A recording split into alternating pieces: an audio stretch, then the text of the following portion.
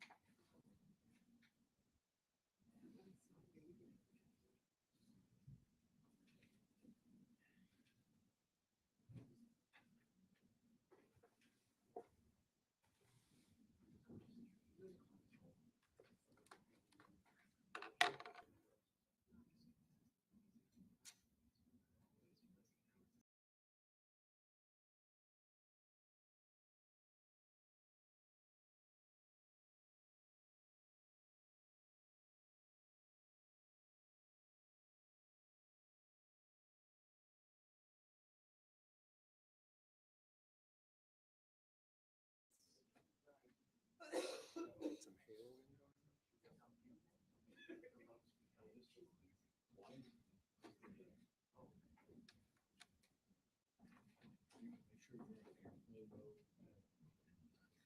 Council approach for just a minute.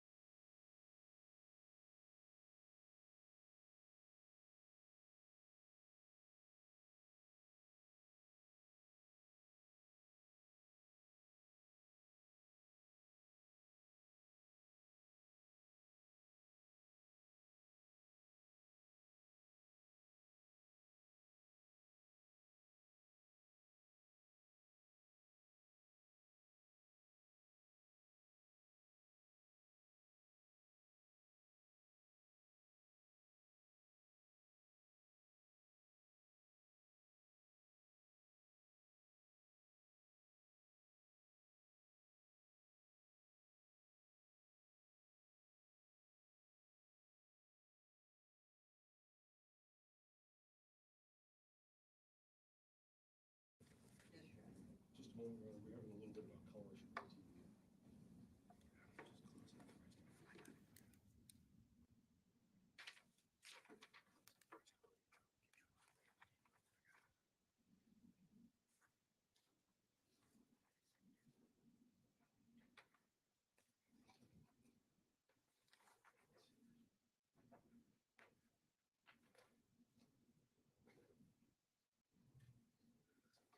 Attorney Smith, you can see that. Attorney Brooks, you can see that from where you are. I'm gonna go up on there. Somewhat, I may actually ease over That- here. That's fine. Okay. I can't see it, so if there's an issue, you need to draw it to the court's attention.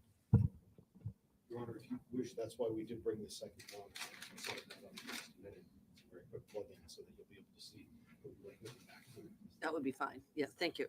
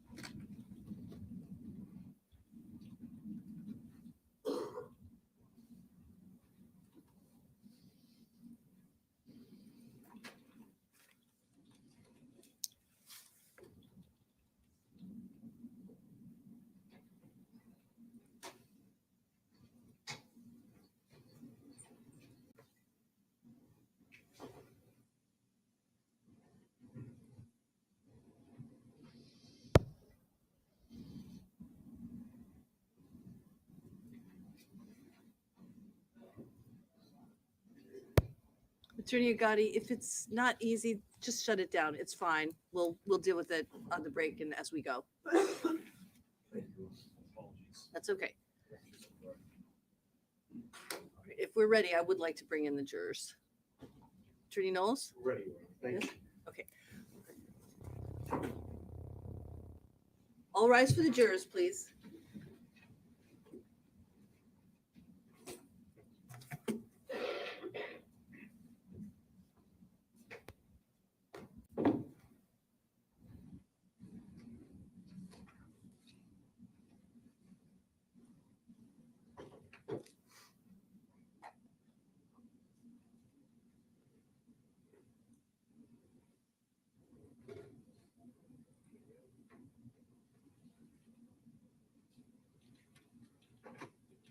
All rise for the jury.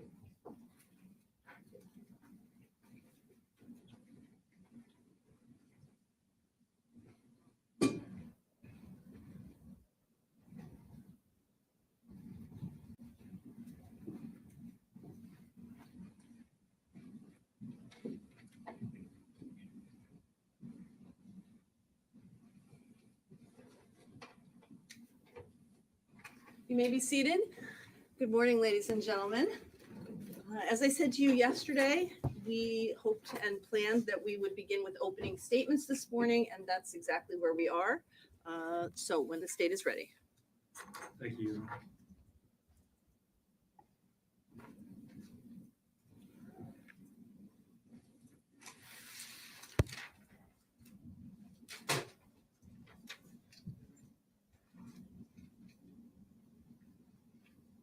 Where is Harmony Montgomery? Where is Harmony? When people across this nation, from Florida all the way up to Alaska and everywhere in between, were looking for Harmony, there's one person who is not. One person. The one person who should have been looking for Harmony was not. Her biological father, that defendant that you saw 2 days ago, he wasn't looking for her, and in fact, he was hoping that she wouldn't be found. His concern was not with finding this innocent 5-year-old girl. His concern was that she would be found, and that his heinous and depraved actions would be brought to light.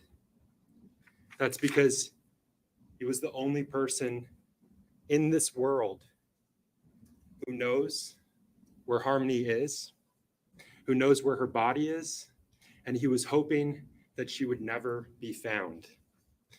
The one person, the one and only person who murdered Harmony, who butchered her body, and who disposed of her like yesterday's trash. This case is about Harmony Montgomery. I don't want that to get lost as we progress throughout this lengthy trial. This case is about Harmony Montgomery, but it's also about the defendant, his actions, his rage, his brutality, and his escalation in violence. The murder of Harmony Montgomery, that was just the beginning of the depraved actions of this defendant and what this case is all about. It's about a man who, for 2 years, evaded apprehension, didn't have to answer for his crimes, had no appreciation or concern about Harmony being missing because he already knew she was dead. For 2 years before the Manchester Police Department initiated their search for Harmony Montgomery, that man got away with murder. His only concern, other than Harmony's body being found, was to keep his wife, Kayla Montgomery, from coming in here and telling you all what he did to her. His heinous actions, his cover-up, what she witnessed. For 2 years, he got away with butchering a 5-year-old girl. And that defendant made sure that Harmony would never be found, that she'd be gone without a trace. You'll see, he believed that if there was no body, there could be no evidence of the horrible things that he did to her, and he would get away with it. And so he went to great lengths to cover up his crimes, to cover up beating Harmony to death for a bathroom accident. He went to great lengths to cover up his conduct. Beating Harmony to death because she soiled herself. And he thought that if he destroyed the evidence, what remained of Harmony, if he destroyed Harmony, he could never be charged. He was careless in this meticulous cover-up. He made mistakes. We're going to hear about those mistakes because it's evidence of his crimes. It's evidence of what he did. So let's talk about the evidence in this case. On December 7th, 2019, the defendant beat Harmony to death because she had a bathroom accident, something she had no control over. She'd peed her pants, and he murdered her in a series of attacks, of brutal strikes that began that morning in the car that she was living out of and ended in the Burger King parking lot that you all saw yesterday on The View. He carried her body with him for months. For months, he carried her body. And he discarded her with zero appreciation for the life that he'd taken, just a fear of being caught. And in the months that followed, he beat he injured, he terrorized the only witness to his crime, the only person that could come in here and tell you what he did. She was his loose end, Kayla Montgomery, his wife. He conditioned Kayla through force and through threats with the purpose of making sure that she would never come in here and tell you what she'd seen, what he did. Beating Harmony to death for another accident,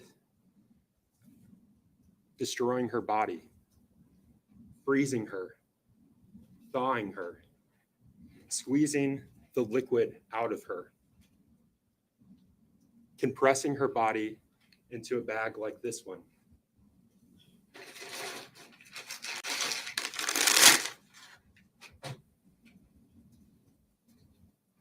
Compressing her body into a bag like this one and filling it with lime to further decompose her. Unspeakable things. And this is what he did to the only witness he left alive. She was beaten, she was conditioned, and she was living in fear. She was in a nightmare with no end while he dragged around Harmony's body for months. And I want to pause here for just a moment. I want to thank all of you for being here. This is going to be a lengthy trial. You're going to hear many difficult things. That's not lost on us. It's not lost on the attorneys that are in this case. So thank you for taking the time out of your lives to come here and listen to the evidence, to judge the evidence. It's necessary. It's a necessary function. And if you listen to the evidence, if you keep an open mind, and if you follow Judge Messer's instructions, you'll understand the timeline of Harmony's death, of the cover-up. You'll understand the horrible things that that defendant did, why he assaulted, why he murdered, why he terrorized.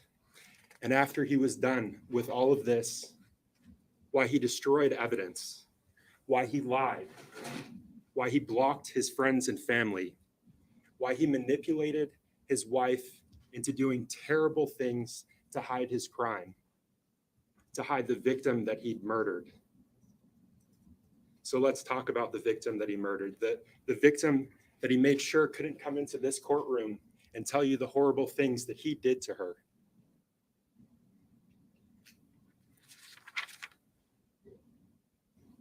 Her name is Harmony Montgomery. And there are 4 descriptions that you're going to hear of Harmony during the course of this trial, some of them horrible. Harmony was born to the defendant, Adam Montgomery, and her mother, Crystal Sorey. She was born on June 7th of 2014. She was a daughter. She was a sister. She was a Minnie Mouse fan. She was a fun-loving girl that loved being a big sister. She was just 5 years old when the defendant brutally murdered her. During the course of her brief life, she was a fun-loving girl. She was someone that defied all odds. She spent most of her life with Tim and Michelle Rafferty, her foster parents, who she called Daddy and Mommy Michelle. And those odds that she defied.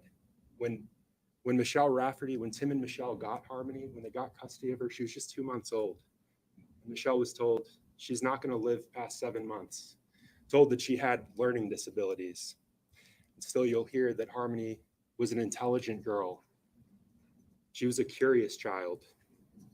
She was a child that ran with other children, played with them. She was potty trained at a very early age. At a very early age, she was potty trained, and that'll become important as we progress throughout this trial. So keep that in mind. Harmony was potty trained at a very early age. She wasn't someone that was bound by limitations. And you'll hear that when she lived with her mommy, Michelle, and her mommy, Crystal, she was thriving. She was thriving in school. She was thriving with her peers. She was a child like any other. She was full of life. But that's just one description of Harmony, and I told you there are more. The defendant got custody of Harmony in February of 2019. At that time, she was only 4 years old. And the second description is darker. It comes from the 10 days before the defendant murdered her. And we'll talk about that more as we go along. The 10 days before he murdered her. In the second description, not the one where Harmony's thriving. In this one, she's scared. She's skinny. She's constantly exhausted. And she's bruised. At this point in Harmony's brief life, she's not able to control her bladder. She's not able to control her bowel movements. She's soiling herself. And during this period, the time when the defendant had her, those 10 days, she went from living in their home on Guilford Street at 77 Guilford Street to being homeless and living in a car, in the family's car. And when they were living in that car, those bathroom accidents got worse and worse, and they came more and more often. And you'll hear about the defendant's rage, this rage of the defendants that was building and building with each and every accident. And each time Harmony had an accident in that 10-day period, the defendant would strike her. That rage only growing, adding to that fear. And the next two descriptions come from the actions that the defendant took after he had murdered Harmony, after he beat her to death. You'll hear that she went from this little girl full of life, a girl that radiated happiness, that radiated joy, to a scared girl, broken, bruised. And from there, she went to the dead girl in the duffel bag. And after that, she went to the dead girl rotting in the ceiling that the defendant slept under for months.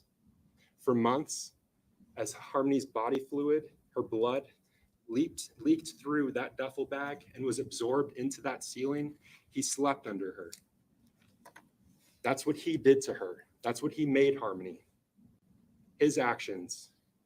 Remember that as we go along. This case is about his actions.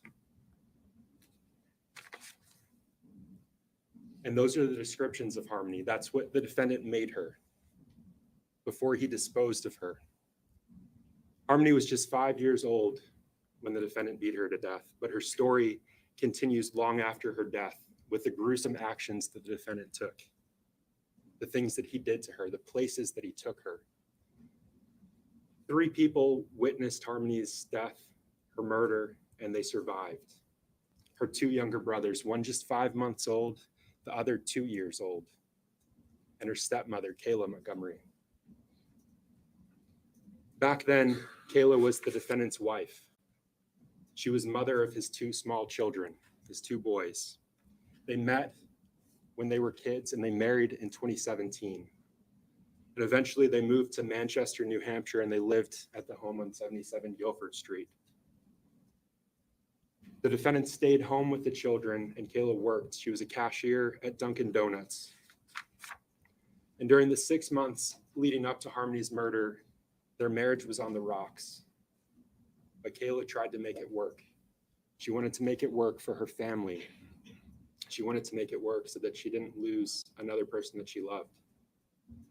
But this case, it's not about Kayla. It's not about what Kayla did. It's not about what Kayla didn't do. Remember that as we go along. It's about what the defendant did. Kayla was the defendant's loose end. She was the witness to his crimes. She was the witness to his confession to an assault that took place against Harmony by the defendant in July of 2019. She was witness to Harmony's murder. She was witness to the defendant compressing Harmony into bag, smaller bag, compressing her more and more over the months that he had her, adding lime to that bag. And she was witness to the defendant disposing of Harmony. She was the witness that was left alive. So let's talk about that first event, the assault on Harmony from July of 2019. That summer, the summer of 2019, was Harmony's first time living with the defendant. It was her first summer with the defendant. And again, they lived at this home on Guilford Street. You'll hear that they lived there with Helen Montgomery, the defendant's grandmother, and the defendant's uncle, Kevin. And Helen and Kevin left that summer. They went down to Florida, and there Helen had a triple bypass surgery, and Kevin stayed with her. He accompanied her to help her in her recovery. And you'll hear that Kevin was gone for 3 weeks. And when Kevin left, when he left that home, Harmony was uninjured. No bruises, uninjured. But when he came back, Harmony had a large black eye. A black eye that was so swollen that the profile of her face had changed. It was horrible. This girl was bruised. She was injured. And her face was swollen. And when Kevin walked through that door, he saw Harmony. And this immediately stood out to him. This was his niece, his great niece. And the defendant was standing next to Harmony, and he said, "Harmony, what did you do? What happened to you?" And Harmony didn't even have time to answer. The defendant interrupted and said, "She didn't do nothing. I bashed her around this house. I beat the dog shit out of her." That's what he told his uncle about Harmony, what happened to her, how she got that injury. "I beat her. I did that." The defendant in this case. You'll hear that this shocked Kevin. It frightened him. And that was the last night he stayed in the house. He never went back there. He spent that night in his house, and he got out of there. And in the time that followed, he did everything he could to get Harmony help. He contacted authorities. He contacted DCYF, contacted Child Services. You'll hear that he was unsuccessful.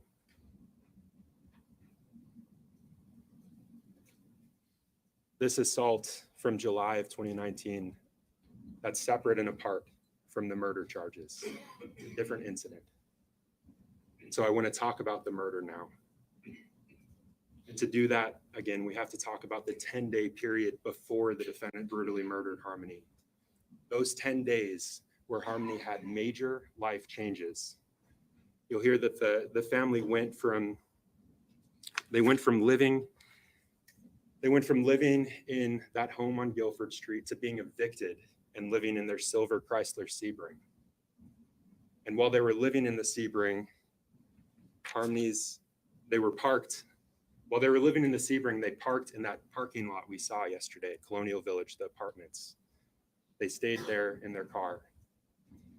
And Harmony at this point had another major life change. She started having accidents. She started peeing herself. She was incontinent. She couldn't control when she had to go to the bathroom. She was peeing herself and she was pooping herself. This girl that prided herself on being able to control her body, basic functions. She was a big girl, but she started having these issues with her bladder, with her bowel movements. And you'll hear that when they moved into that vehicle, when they started living there, those accidents got worse and they came more often. She wasn't letting the defendant know when she had to go, and she was creating a mess each time. And that rage, the defendant's rage that you'll hear about in this case, grew and grew. And he would hit her, he would strike her each time she had one of those accidents. And that was Harmony's life. For 10 days. For 10 days, she lived in a car. For 10 days, she had bathroom accidents. For 10 days, she was unable to control her own body. For 10 days, she was in fear. She was scared because each time she had one of these accidents, the defendant would hit her. The defendant that you saw 2 days ago, a large man, he would hit this She was 35 pounds in June of 2019. This again is in December. She was tiny, and he would hit her. He would strike her with a fist over something she had no control over. And those accidents were getting worse, and they were coming more often. And she was so bruised before her murder that the defendant had to hide her when he went out in public. He would literally take a blanket and cover her up so that she couldn't be seen, and that so no one would know what he had done to her. No one would see those bruises. And that brings us to December 7th of 2019. That day began like any other day for Harmony. They were living in that car. She woke up and she was scared. She was scared because she'd wet herself. She didn't want the defendant to know. She'd wet herself first thing that morning, and she was afraid. And just as she feared would happen, the defendant smelled what she had done. And for that, he hit her. He struck her in the face, and he drove his car. He continued on with his day as if he had done nothing. He struck this little girl in her face on the side of her head. He continued on as if nothing happened. He drove to the methadone clinic, the clinic that you saw yesterday on The View. And there he and Kayla took turns getting their treatment. You'll hear that Kayla went in first, the defendant stayed in the car, and then the defendant went in. And when the defendant came back to the car, he was hungry. And so he started driving the family's car to the Burger King that you saw yesterday on The View. And as he was pulling out of that parking lot, he smelled something. He smelled that Harmony had had another accident. And that rage that had been building inside of him, it was there. Remember, he was still upset about the earlier accident, that first thing in the morning. And he looked back at Harmony as he was driving, and he said, "Really, Harmony? Again?"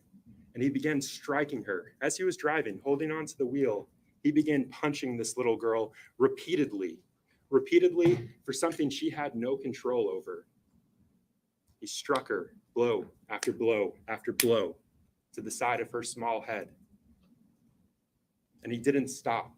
And you'll hear me say that. He didn't stop. He didn't stop with that first barrage of assaults, of strikes to her small head. He continued. And when he pulled up to a light, he continued hitting her, hit after hit to her small head, blow after blow. Now, during this barrage of strikes, Kayla, who was in the passenger seat, seated next to the defendant, seated in front of Harmony, she put a hand up.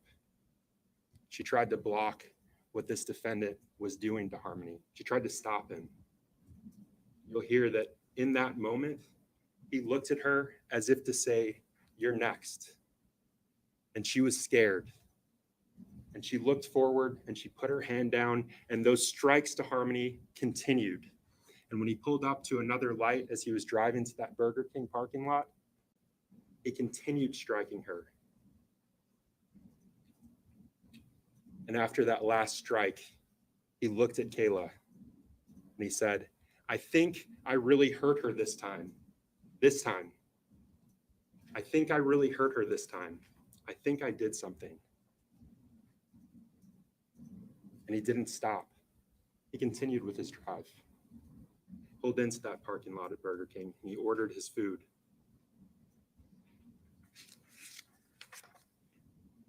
He ordered his food and he ate. He didn't stop to check on Harmony. He didn't look back at her. He didn't show any concern for this innocent little girl, the child he'd just beaten. He ordered his food and he ate. And he didn't stop.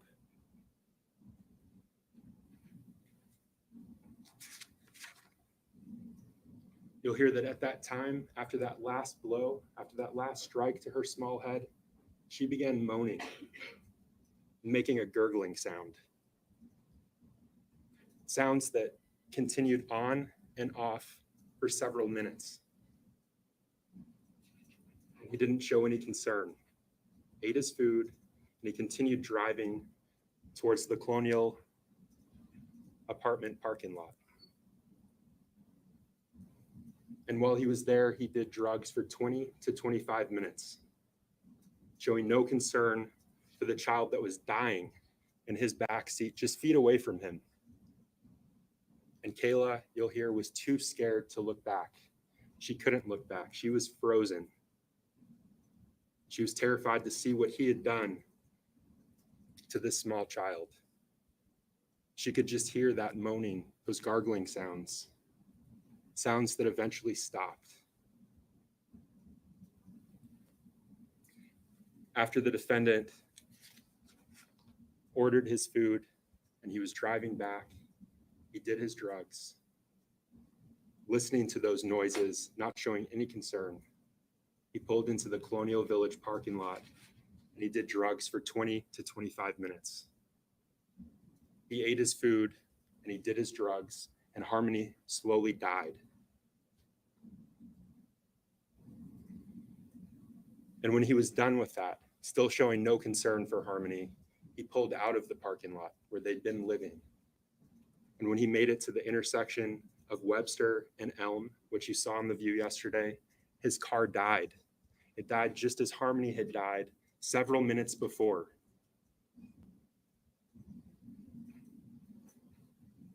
The defendant realized they were going to have to abandon that vehicle. And so he started removing items, getting the kids out, shaking Harmony, telling her to wake up. She wasn't responding. She couldn't. She was dead. He had done that.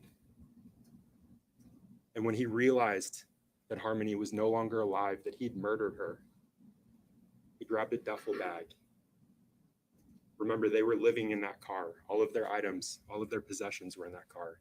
He grabbed the duffel bag and he stuffed Harmony's body inside. And remember those descriptions that I told you about Harmony, what you'd hear throughout this trial.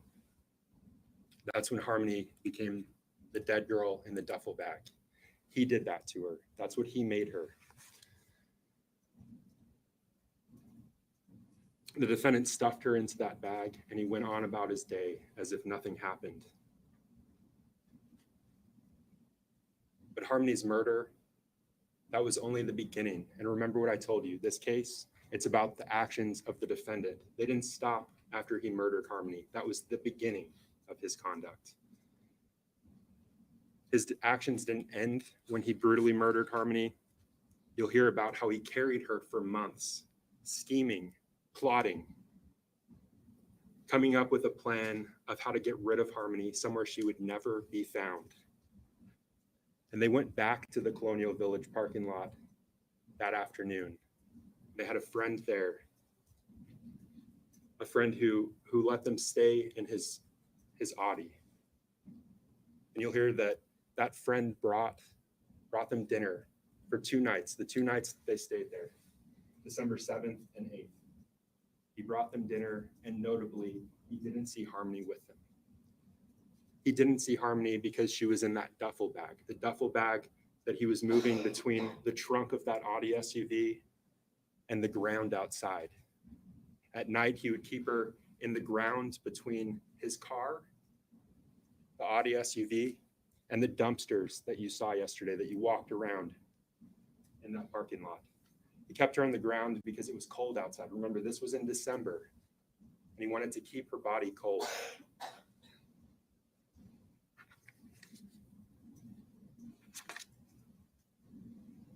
From the Colonial Village parking lot, they went to Kayla's mother's home, and they stayed there for the rest of the month.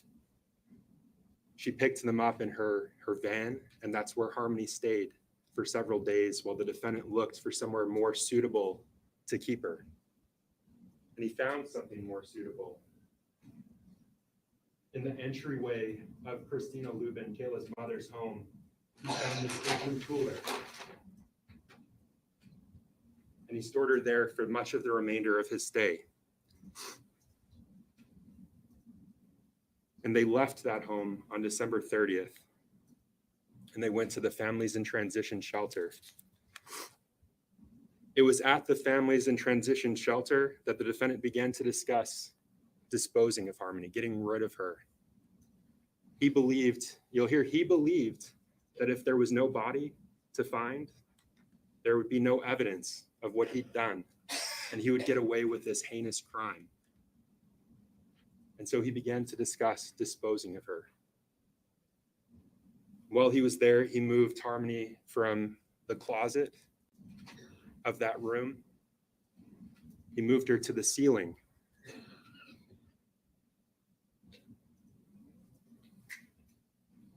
He removed that vent cover and he stuffed her body inside. And that's when Harmony became the dead girl rotting in the ceiling that he slept under for months. Now, the defendant faced another problem at the fit shelter. Harmony's body began to rot. It began to smell. He was storing her body in the ceiling above his room, and the heat was on. And the heat was causing her body to decompose more and more by the day, to rot more and more by the day. And it was smelling. And other tenants, other people that lived there were complaining about those smells. So he had to take her body out of that ceiling. And he brought it to the bathroom and he compressed it. He compressed and contorted her body into this bag, into a bag like this. And he put it back up there, back in the ceiling. And when he was taking her body down, when it was still in the duffel bag, before he'd added trash bags and put her inside a bag like this one, she was leaking. She was leaking. Her liquids were pouring through that duffel bag. And investigators followed up with the fit shelter. They went to that room. They looked in the ceiling. And when they took that vent cover off, they immediately smelled decomposition, a smell associated with dead bodies, rotting bodies. They smelled decomp. Still present 2 years after the defendant had removed Harmony's body from the ceiling.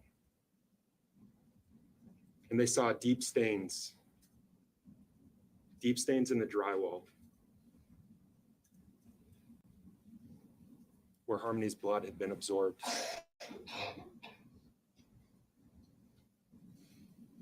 That blood was tested. It was sent to a lab in Florida and tested. And that lab in Florida confirmed that that blood was Harmony. Something the defendant missed. Remember, he was careless in his meticulous cover-up. He made mistakes. That's going to be one of them. That blood in the ceiling, Harmony's blood in the ceiling, all that remained of Harmony, the defendant made sure of that.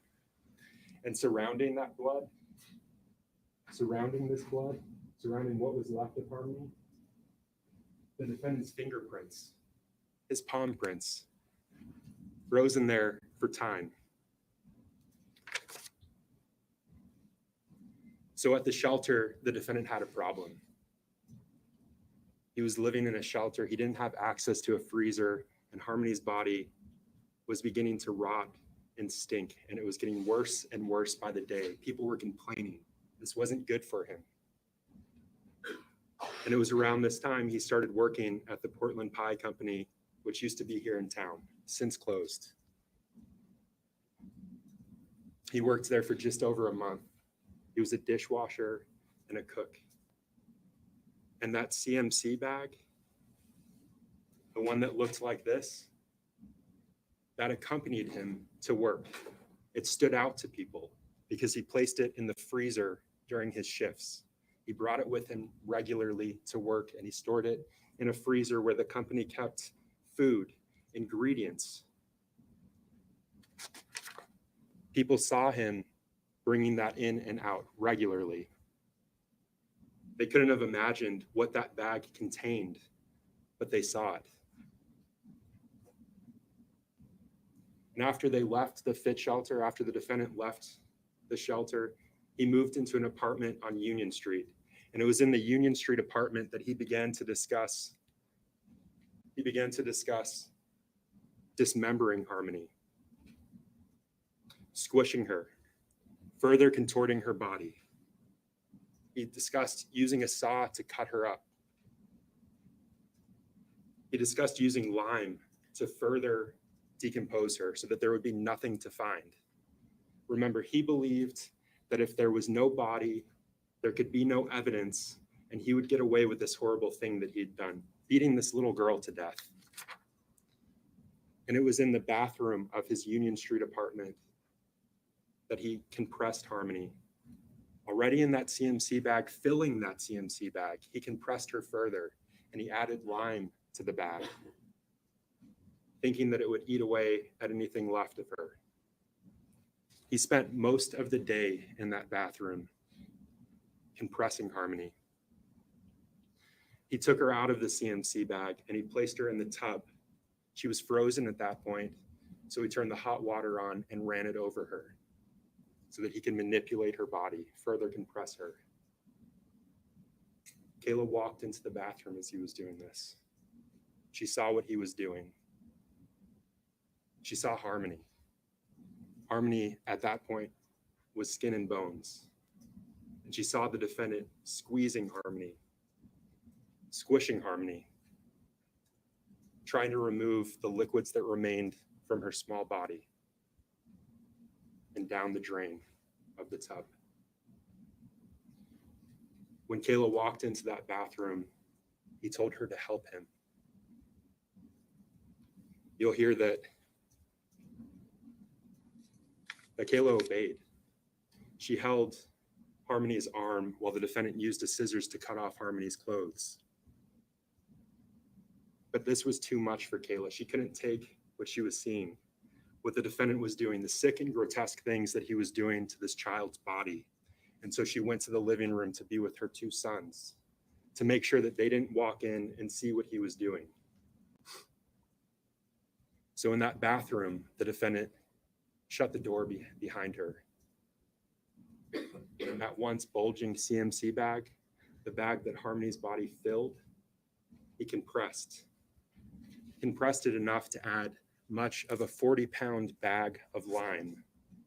And he took breaks from the horror show in that bathroom. And during one of the breaks from working on Harmony's body, he said, I can put her in pieces. I can put her in pieces. I can cut her up. And while he was working in that bathroom, working on Harmony, he clogged the drain. Remember that as we go along. He clogged the drain. While he was squeezing her, getting the liquids out, he clogged the drains of the bathroom. And investigators learned that the defendant went to Home Depot on February 26th, just 6 days after they moved into that apartment. He went to Home Depot where he bought a saw, a backup saw blade, diamond cutting saw blade, a backup battery, and lime.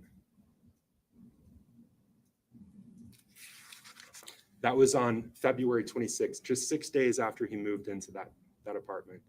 On February 27th, he placed a work order to unclog his drain. Now, it was around this time that the defendant began to suspect that Kayla was working with the police, trying to give them evidence to put him away for what he'd done to Harmony. He was suspicious of her, and he was pulling out outlets. He was pulling out light bulbs, light sockets, thinking that there were listening devices planted to get him for what he'd done to Harmony. And it was around this time that he started beating Kayla.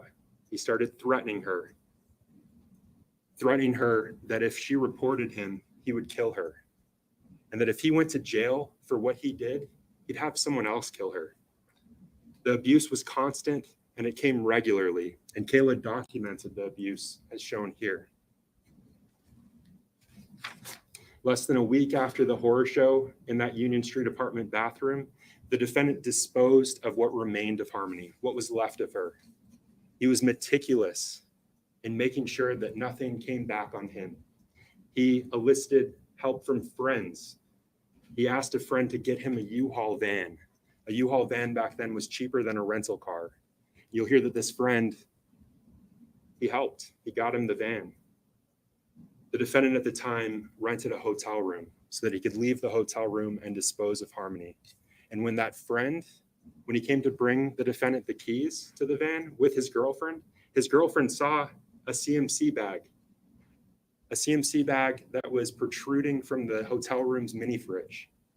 And that stood out to her. And when the friend gave the defendant the keys to that U-Haul van, the defendant said, I fucked up. And he repeated it over and over. I fucked up. Me, the defendant, I fucked up. But he couldn't say how. He couldn't say what he'd done to fuck up.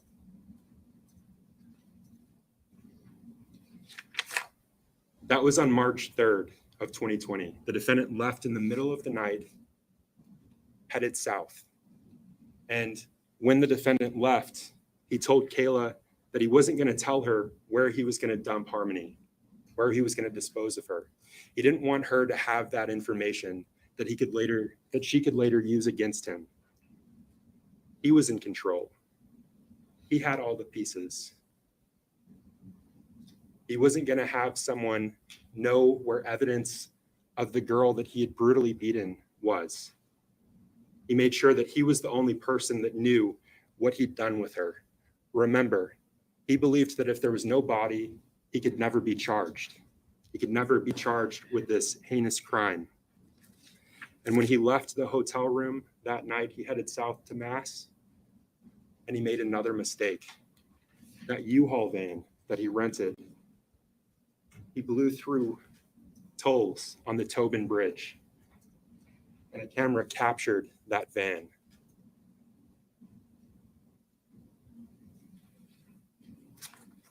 You'll hear about the many searches for Harmony Montgomery involving multiple states, Maine, Mass, New Hampshire, involving multiple agencies, both state and federal. Thousands of man-hours looking for this little girl. And you'll hear the defendant's words. You'll hear him on a recorded call during one of those searches telling his friend that investigators were wasting their time looking for this little girl that he brutally murdered. They were wasting their time. The defendant's words, you'll hear that. After disposing of Harmony, the defendant realized he had one loose end, his wife, Kayla. And so he conditioned her. The abuse got worse over those months and months. He beat her. She was a loose end to him and nothing more. Now, you'll hear that Kayla lied. She stuck to a story that the defendant gave her. She was scared at what would happen to her at the hands of the man she witnessed beat this small child to death and drag her body around for months. She's gone to prison for those lies. And since then, she's helped investigators. She's helped investigators find proof that Harmony's dead. That blood in the ceiling with the defendant's fingerprints. She spoke to investigators and police for hours upon hours over multiple days. Statements that gave investigators evidence that they wouldn't have without her. Gave a mother some sense of closure, knowing that her daughter's dead, still out there somewhere, but not suffering, not anymore. Now, Kayla's testimony is important. She saw what happened. She felt it. She lived it. She's still living it. But the reason you only have one witness to the defendant's crime is because he killed the other, the witness that he couldn't control, the witness that he couldn't manipulate. But even though Kayla's testimony is important, this case doesn't rest solely on her shoulders. You're going to hear about the forensic evidence, the physical evidence that corroborates what she says, about the surveillance footage. You'll hear and see evidence that corroborates Kayla in ways that she never could have imagined. You'll hear and see evidence that shows you who killed Harmony, who had motive to destroy her after he killed her. And you'll hear some of the defendant's lies for yourself. You'll hear about the absurd story he told to evade apprehension, that he gave Harmony back to her mother in mass the day before Thanksgiving in 2019. That was his excuse. That was his lie. But in those 2 years where he didn't have to answer for this crime, where he thought he was free and clear of what he'd done, he told someone that he trusted what he really thought of Harmony. Told her that she was evil, that she did evil things. He told her that Harmony was a constant reminder of her mother, Crystal Sorey, who he hated. And he told her that he hated Harmony to his core. That's what he said in secret about the innocent child that he'd beaten to death. The helpless girl that he beat because she soiled herself. He hated Harmony to his core, and the evidence is going to show that he did everything to destroy Harmony after he beat her, to hide his crime, to hide evidence of what he'd done. And for what the defendant did, he's been charged with multiple crimes that the clerk read to you yesterday in open court. And the evidence will prove that he's guilty of each and every one of them. He's guilty of the second-degree assault for beating Harmony in that July 2019 incident, for bashing her around the house, for beating her off every wall in the house, for kicking the dog shit out of her, for causing the black eye, causing that injury to Harmony. Just like he's guilty of reckless second-degree murder for beating Harmony to death in the Chrysler Sebring on December 7th, 2019. He's guilty of falsifying physical evidence,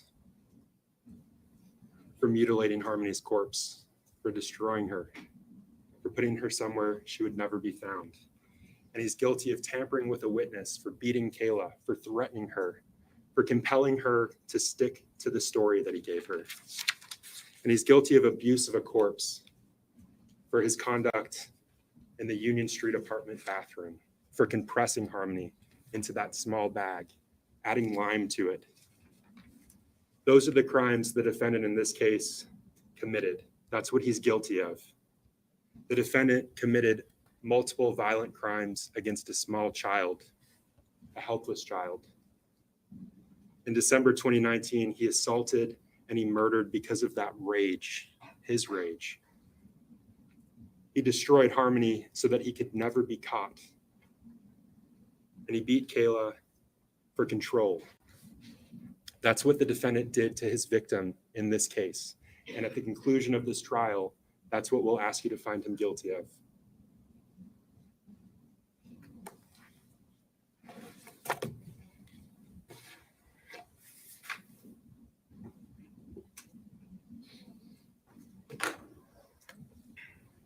Are you ready?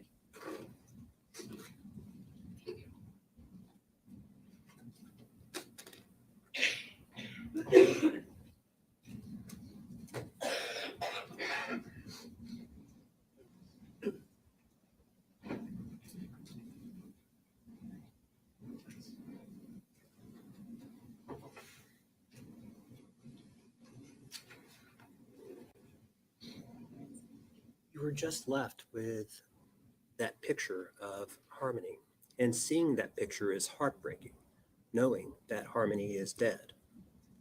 But Adam Montgomery did not kill Harmony.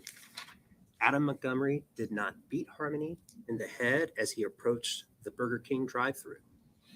Adam Montgomery did not cause Harmony's death.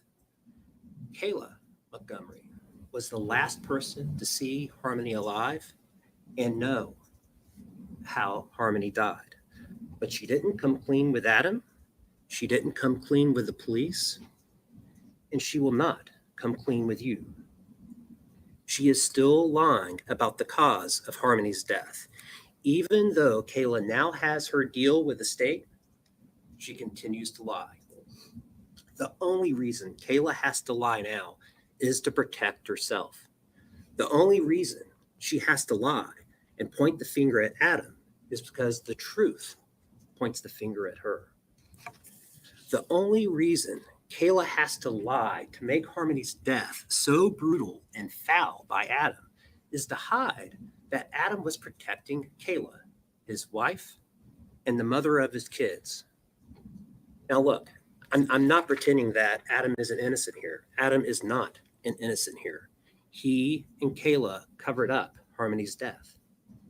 He's not an innocent here. He and Kayla moved Harmony's body from place to place to keep it hidden. And Adam is not an innocent here. He and Kayla put her body in a shower to wash her remains of the fluids of decomposition and then permanently hid her remains. You can and should find him guilty of those crimes. But in committing those crimes and sticking with a story that protected his wife, Adam set himself up for Kayla's betrayal. Her betrayal to accuse him in the most vile way possible of what he did not do. To accuse him of brutally killing his, not her, daughter, when she knew that was not what happened. The evidence that will show you that Adam did not brutally murder Harmony will come mostly and very reluctantly from his accuser, Kayla. Not from other witnesses or the physical evidence, but by showing that Kayla's lies continue. And the only one protected by those lies is her. Because only she, other than an infant and a toddler, was around when Harmony died. Only she knows the truth, and only she has benefited from all the lies she has told. November 27, 2019, a day before Thanksgiving. Adam, Kayla, Adam's daughter Harmony, toddler son Seamus, infant son Declan were evicted from their home on Guilford Street in Manchester. They began living out of their Chrysler Sebring. In the following week, when Adam was running around trying to make money to get them out of their situation, Kayla was left cooped up in that seemingly increasingly smaller by the minute car with a 5-year-old child, not her own, a 2-year-old toddler, and a less than 1-year infant, all of whom needed attention, all of whom needed to move around, and none of whom were doing well being cooped up in that car. And Kayla didn't do well either. Adam was off doing his own thing, and Kayla was stuck. Harmony's body was not discovered lifeless in the car at that busy intersection you saw yesterday. It was not discovered at that intersection in the middle of the day on December 7, 2019, as Kayla now claims. Both Adam and Kayla discovered Harmony's cold, lifeless body much earlier in the dark of night behind Colonial Village when Adam returned from his business. Kayla made Adam feel responsible. She claimed not to know what happened. It was Adam's fault for everything they were going through. It was not her fault, she insisted. She thought all the kids were asleep. He had to protect her. He had to protect their children. If anyone found out, their children would be taken. Adam stood by Kayla, and together they covered up Harmony's death. By that decision, Adam became so intertwined in Harmony's death that he could not get out. Neither Adam nor Kayla knew what to do, so they put the decision off. Adam placed Harmony's body in a duffel bag from the car and placed that duffel bag in the trunk. And Harmony's body was in that bag in the trunk of the car when it broke down at the intersection of Webster and Elm. They had driven off from the Colonial Village apartments to try and figure out what to do, where to put Harmony's body. But then the car broke down. When it did, Adam grabbed the bag from the trunk and carried Harmony's body away from the intersection to the parking lot at Colonial Village. From there, as you'll hear, Harmony's body was moved from place to place until Adam and Kayla finally figured out a plan to hide the body permanently. When asked, Adam and Kayla told people that Harmony was back with her biological mom in Massachusetts. Let's now move forward 2 years. December 2021. This was 2 years after Harmony's death and close to a year after Kayla and Adam had separated. The police were now investigating Harmony's disappearance. They found Kayla and asked her where to find Adam and where Harmony was. Kayla gave the lie she and Adam had used to explain why Harmony was no longer living with them after Harmony died in December of 2019. That Adam had returned Harmony to her mother in Massachusetts. Kayla also told the police that she believed Adam was in Maine. After speaking with the police, she contacts Adam and she told him, quote, "You need to come down here." She told him he needed to return to New Hampshire and deal with the police because she was not going to deal with all this by herself. Adam did what Kayla told him to do and returned. But unfortunately for Kayla, he also brought another woman, Kelsey Small, with him. Adam met up with Kayla and they talked about what to do. That New Year's Eve 2021, Kayla talked to the police again. This time, it was at the Manchester police station. She again gave the lie that protected her, insisting Adam took Harmony to her mother's, and that was all that she knew. And after well over an hour of talking, as Kayla stuck with this lie, the police gave her time alone to think, to write down what she wanted to say, just in case it was too difficult to verbally speak about. And Kayla did take that time alone to think and to write. And this is what she wrote. Quote, "I don't know what happened. No clue. I just know he left to bring her to meet her mom, to give Harmony to her after he dropped me off at work in the morning." And she wrote, "You need to get him to talk. He won't tell me anything. So he obviously did something and isn't saying anything to me."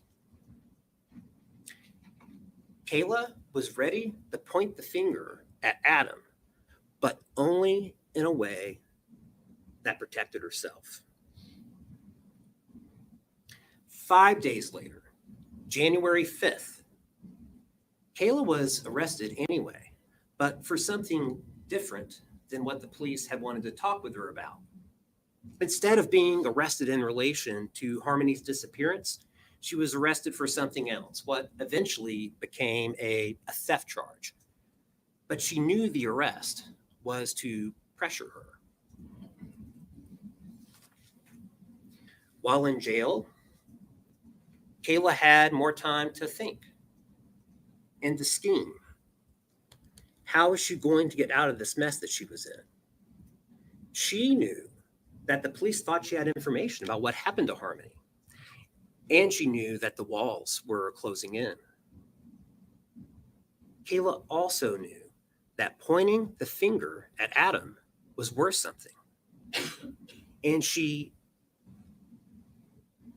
pointing the finger would help get her out of this mess. And she thought about how to use Adam to get out of it.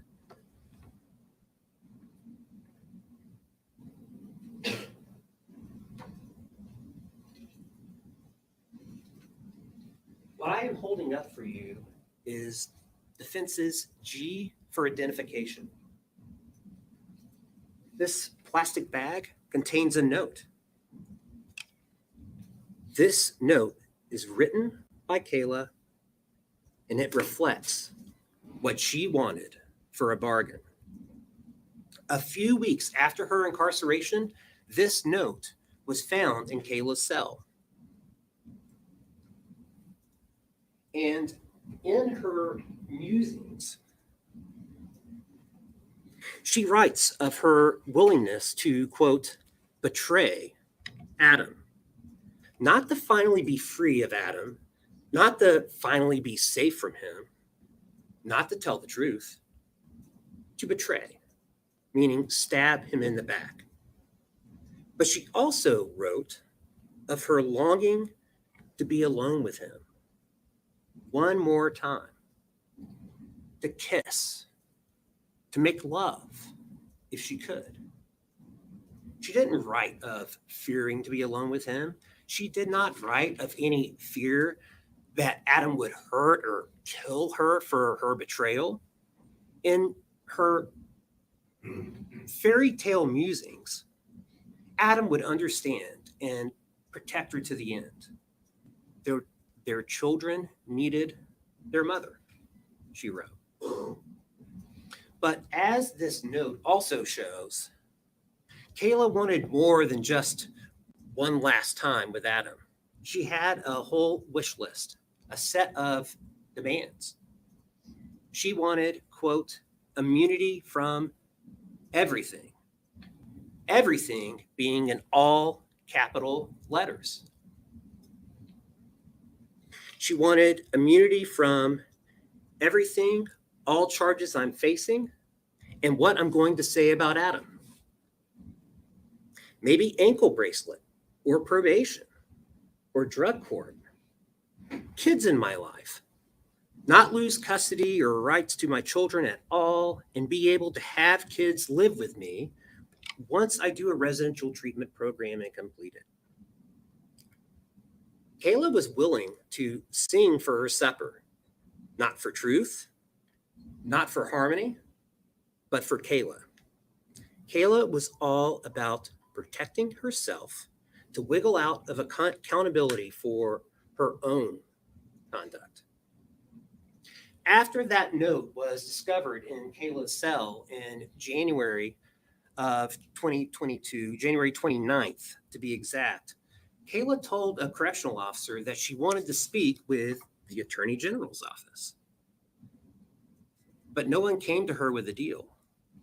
And instead of a deal, she got a subpoena.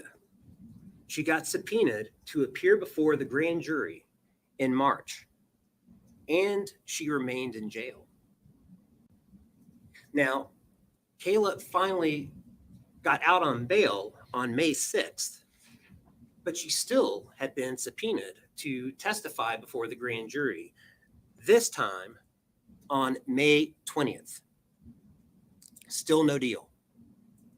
And when Kayla finally appeared before the grand jury, she still had no deal.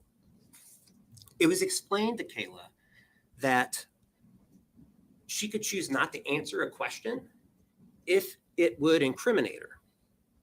Instead, though, she chose to lie under oath, the same oath you'll see her take later, trying to make herself look innocent while pointing the finger at Adam. She told the grand jury that Adam had dropped her off at Dunkin' Donuts on November 30th with Harmony and the two boys in the car, and said that he was returning Harmony to her mother in Massachusetts. But even as Kayla insisted that she didn't know what happened to Harmony, a bombshell drops. The Attorney General's office, the AG, told her as she was testifying, she was working at Dunkin' Donuts, that they had her employment records. Was she sure? They asked. Kayla knew then that she was caught. She was caught in a lie. The AG had her employment records, looked at them, and knew that she was not working. And this was not just a simple, honest mix-up of days. Those records showed that the AG's office had, those records showed that she had been fired from Dunkin' Donuts for stealing even before the family had been evicted on the 27th of November. She knew she was caught in a lie. She knew the AG's office could prove it, but she had not developed a new lie and couldn't change course in midstream without a plan. So that day before the grand jury, May 20th, she kept marching forward, hoping that maybe they would believe her anyway. Nothing happened at first after her grand jury testimony was over, but Kayla knew it was coming. And roughly 2 weeks later, on June 3rd, when Kayla checked in as part of her bail conditions, it did. It came. She was arrested for lying before the grand jury. Kayla had a new story prepared, but with the new charges, the state had the upper hand. She was allowed to give her new story with the agreement that her statements could not later be used against her. But there was no guarantee of a deal, and instead, Kayla would only get that deal that she wanted if her statements helped the police figure out what happened to Harmony. And if the state decided that Kayla's statements were not helpful, she would be facing not only the charges she was already facing, but now 2 more felony charges, this time for perjuring herself before the grand jury, plus any charges that could come about if the police were able to figure out what happened to Harmony without her statements. And Kayla knew that the police were going to follow up on what she now said. And without something to corroborate this new story she was going to give, there wouldn't be any reason for the police to accept it. After all, she had already lied to the grand jury to point the finger at Adam. So instead of the truth, she told a lie of a brutal killing where she was also a victim. But because there cannot be any corroboration for the lie itself, Kayla intermingled some of the truth of how she and Adam covered up Harmony's death. The lie itself cannot be corroborated, but there would be corroboration in the truth of the cover-up. Because Kayla's new story was not true of how Harmony died, she lacked real memories to draw from, and the details did not fit. Both the details she provided and the ones she did not provide. And it is in those details based on a lie, that begin to reveal the lie still being told by Kayla. At first, Kayla's new story for the police, when she gave a proffer on June 3rd of 2022, her new story was that it was the middle of the night, 2 or 3 a.m. Harmony had been having trouble controlling her bodily functions while the family had been living out of the car, and Harmony went to the bathroom again. Adam responded by repeatedly punching Harmony, probably like 10 to 15 times. That story changed to Adam assaulting Harmony in the morning before they went to the clinic for their methadone. The story then continued by saying that Adam struck Harmony again after getting back in the car from the clinic. Then, as they drove to Burger King because Kayla wanted to get something to eat for her and the kids, the story expanded to Adam punching Harmony as he was driving into the Burger King parking lot. Kayla claimed to recall Adam commenting that the last strike was different. He thought he hurt Harmony. Kayla did tell the police that she put an arm up briefly to try and stop Adam, but to no avail. Adam drove up to the Burger King drive-thru. They ordered their food. Adam paid cash. The family got their food and drove back to the Colonial Village apartments with Harmony moaning in the back. That's her story. And when asked, Kayla claimed that she fed the kids. She told the police that she went up to her friend Anthony Bodero's residence to get some drugs for she and Adam to use, leaving Adam alone in the car with Declan, Seamus, and Harmony. This whole entire story was not true.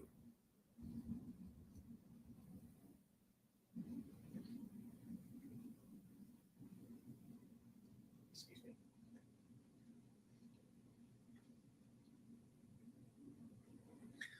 One of the things that you'll see that reveals her story about punching to be a lie is that she is unable to describe a true scene. She does not describe 2-year-old Seamus crying as his sister beside him is being struck.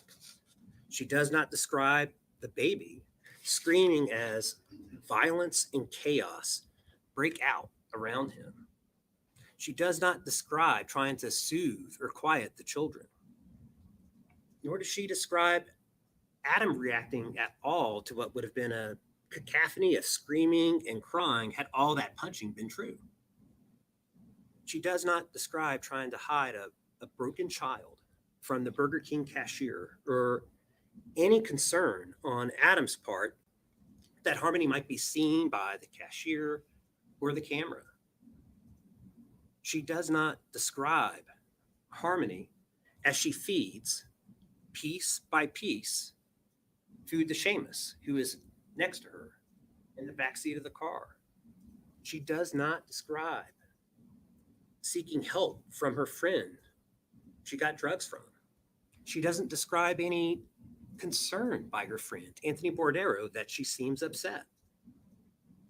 And please keep close attention to Kayla's various descriptions of the car breaking down, where she claims that she and Adam first discovered that Harmony is dead.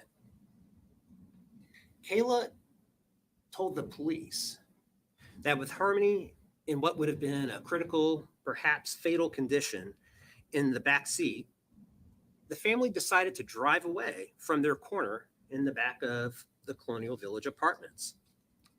Yet Kayla did not remember where they were going. Then the car broke down at the intersection of Webster and Elm, and they discover Harmony's dead body in the back seat.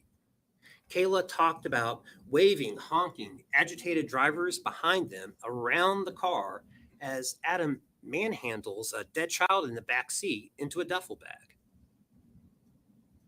And no one notices. Their car did break down on December 7th at the intersection of Webster and Elm. That is not in question here. And the family did walk back to Bodero's. But Harmony's body was already in the duffel bag, in the trunk, from when they discovered her death in the early hours of the night before. Yesterday, before we broke, the court gave you a partial set of instructions on how you are to go about deciding this case. Among them was an instruction on assessing the credibility of witnesses. It is up to you to determine the credibility of witnesses. But the judge did suggest an illustrative list of factors to consider in making that determination. One factor is whether what the witness said appeared reasonable. In discerning this, details matter, the details that are given and the details that are not. Is the witness pulling from a well of true memory or just making it up? Another factor the court has offered for your consideration is whether what the witness said is consistent with other evidence in the case. And that leads me to some of the science that was used in this case.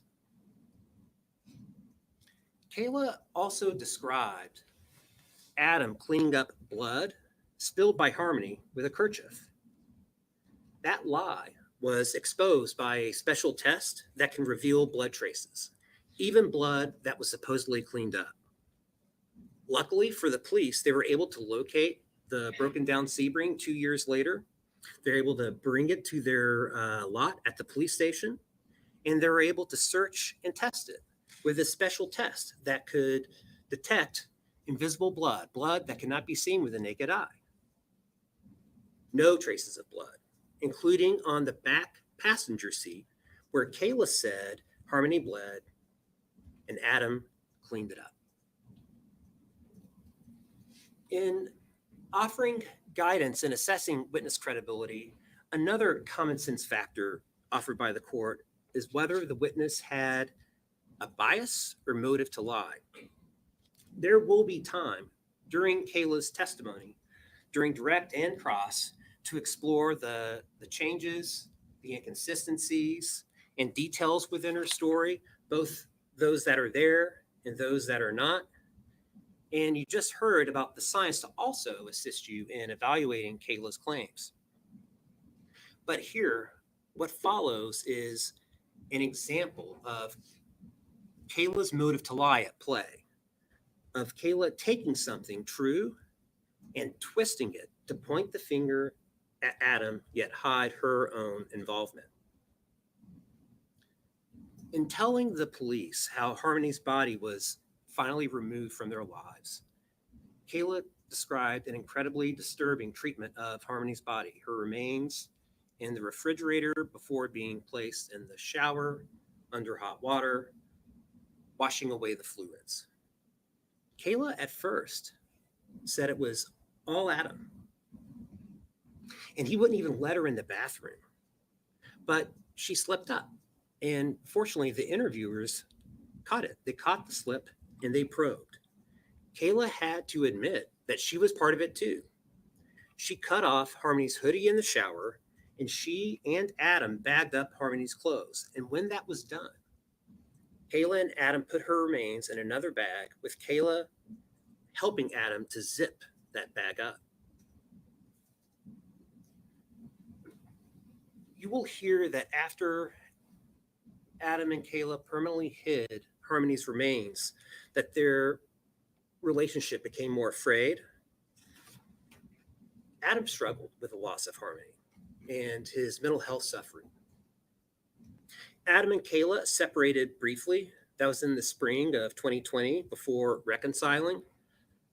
But Adam continued to spiral, and a year later was arrested after another episode.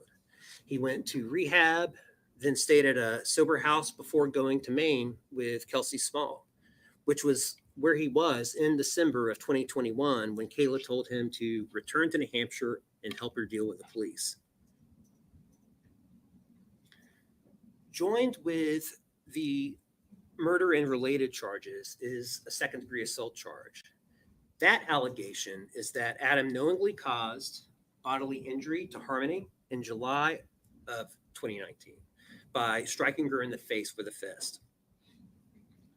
Harmony did get a black eye during the summer of 2019, and no question about it, Adam did react when he saw Harmony trying to smother her brother, jerking her away to stop her. But that is not what caused the black eye. On July 22nd of 2019, Kevin Montgomery, Adam's uncle, came up from Florida to the house. He saw Harmony's black eye, prompting a conversation about her. During this conversation, Adam told Kevin about a time when he walked in to find Harmony smothering then 5-month-old Declan. Harmony had her hand wrapped around his mouth, causing him to turn blue. Adam pushed Harmony away while checking on Declan. Then, a week later, upon returning to Florida, I believe it was July 29th, Kevin made a report to New Hampshire DCYF. And he told DCYF that Adam gave Harmony a black eye, conflating what Adam had said.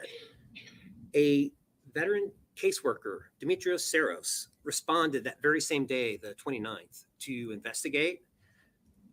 Though the encounter was brief, he did see Adam and Harmony outside the house getting into a car. And When he saw Harmony, he observed no concerns.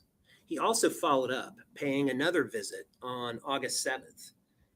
This time he did see a small red mark in Harmony's right eye and faded bruising under the eyelid.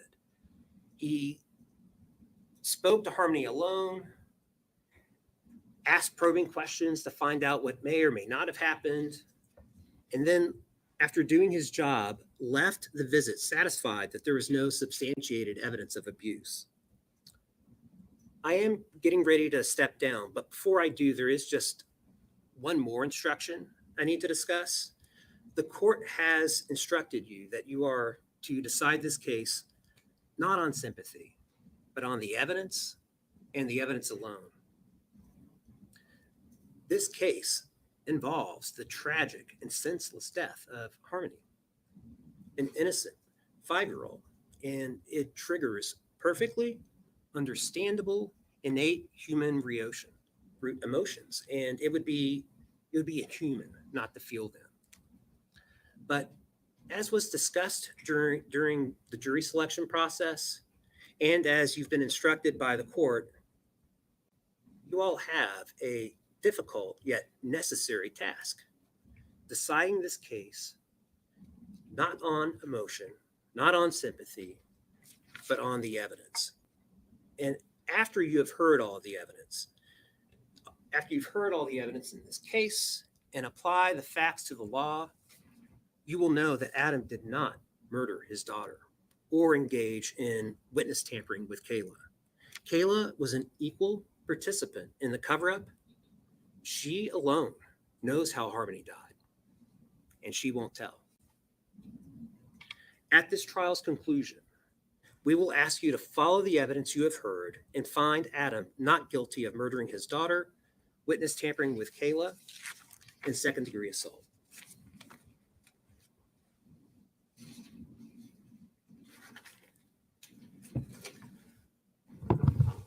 Right, ladies and gentlemen, you've now heard opening statements. As I told you when I gave you my preliminary instructions, we would generally be taking a mid-morning and mid-afternoon break, and I do look for natural breaking points in a trial to do that. I think this is one of them. So what we're going to do is we're going to take a 15-minute break now. So use the restroom, have a drink of water, and we'll come back in 15 minutes and begin the evidence. All right, all rise for the jurors, please.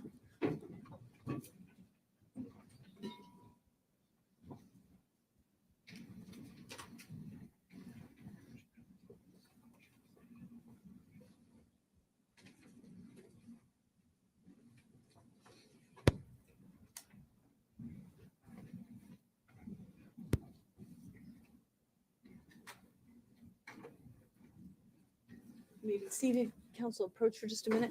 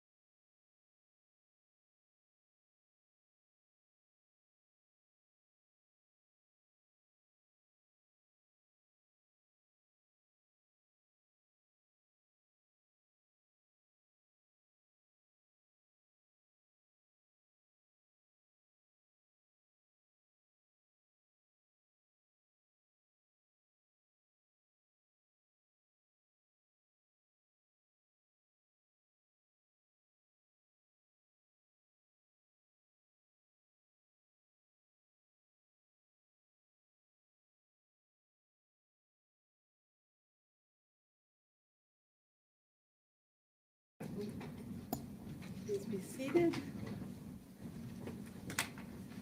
Council, do you have the new exhibit?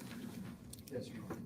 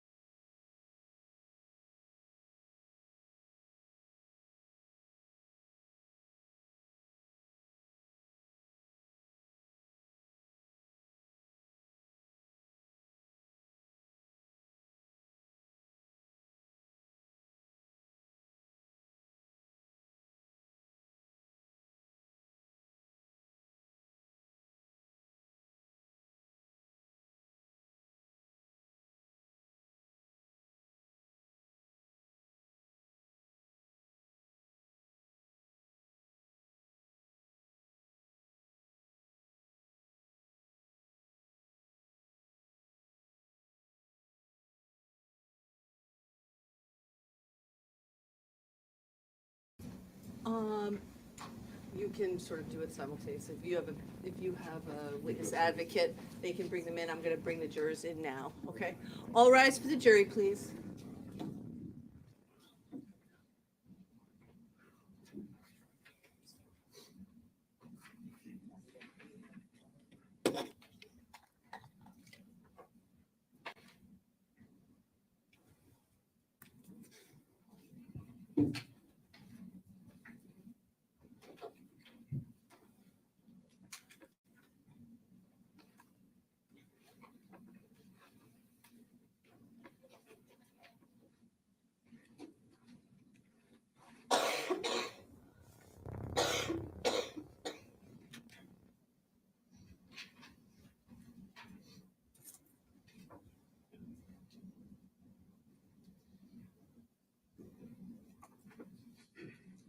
All rise for the jury.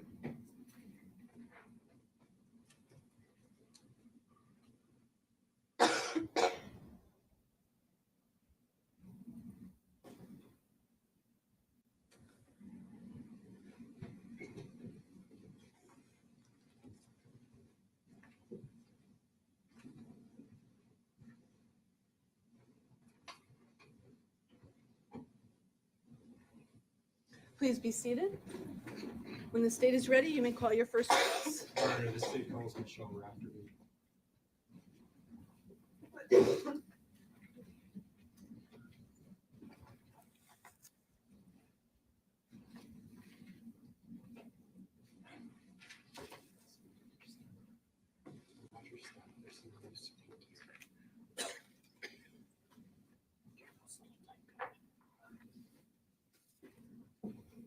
And Ms. Raftery, if you just remain standing and raise your right hand. Do you swear that the testimony that you will provide will be the truth and nothing but the truth under the pains and penalties of perjury?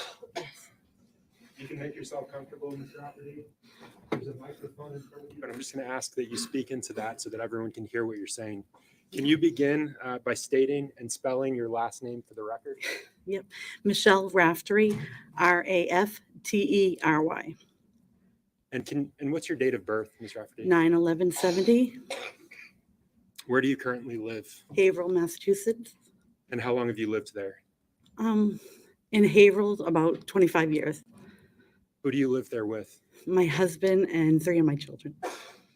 And what's your husband's name? Timothy. And your children? What The are ones their that are home? ages? Oh, their ages? Yes. Ben's 25, Jaden is 14, and Claire is 13. And do you have children that live with you? Those are the ones that live with me. Yeah. What do you do for a living? I'm a behavioral health partner And how long have you done that? for a year. Prior to that, what did you do for a living? I was a FRL, a family resource liaison. And can you explain what that is to the jurors? Yes, I work with foster parents and I help support them and run support groups and trainings for them. Do you have any experience as a foster parent yourself? Yes, I do. Over 13 years. And can you tell the jury about that experience? Yes, we had the privilege of being Harmony's foster parents. And you mentioned the name Harmony just now. Yep. Who is she to you? She was our foster daughter, What did she call you? Mama. Your husband, Tim, what did she call him? She called him Dada and Papa. You said that you'd been a foster parent for 13 years? Yep. What point in that time when those 13 years did you take Harmony in? Like probably halfway through the years. Yep. So she came to us at 2014. And tell us about that. Yep. So you always start off, you get a phone call from DCF and they tell you a little bit about the child.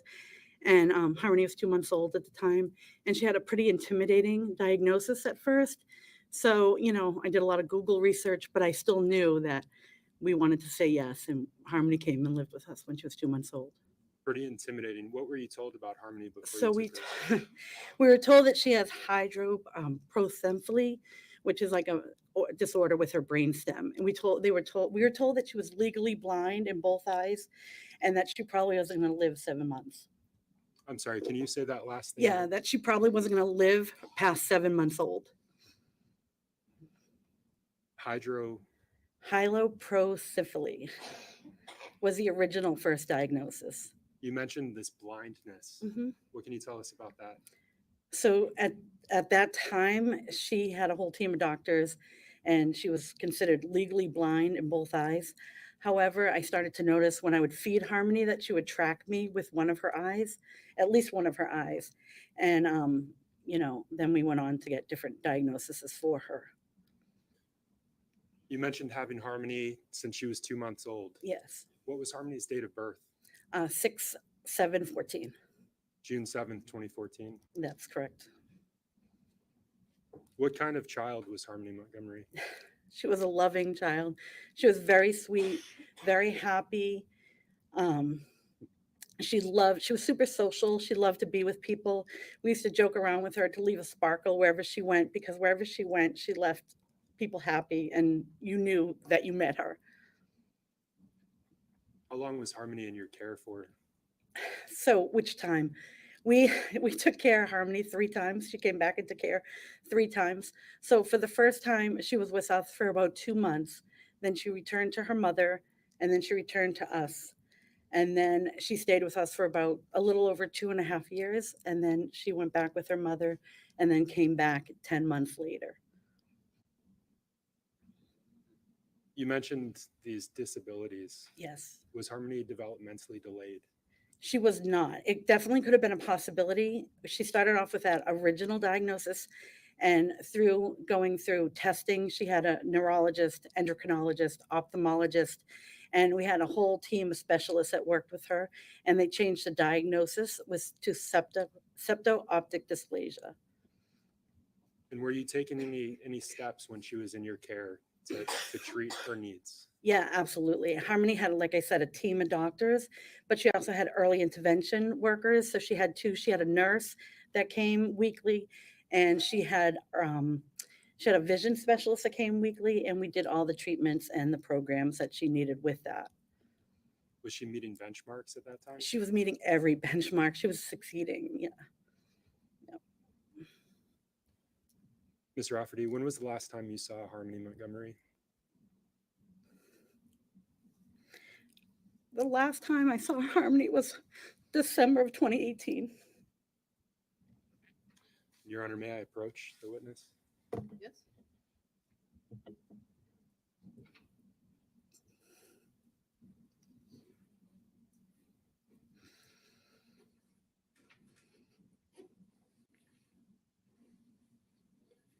So, Your Honor, I'm showing the witness what's been marked for identification as State's Exhibit 97. Ms. Rafferty, do you recognize this? I do. I'm going to get close to a microphone so I'm picked up. What is this? That's the day that they were doing school pictures, and she wanted to have a sparkly blue dress. And do you recognize the person that's depicted in this picture? Yes, Who is it? it's Harmony Montgomery. Is this a fair and accurate representation of Harmony as you remember her? Yes. Your Honor, at this point I move to admit as State's Exhibit 97. All right, the ID is stricken. It's entered as a full exhibit. And I move to publish at this You point. may Your Honor. publish it.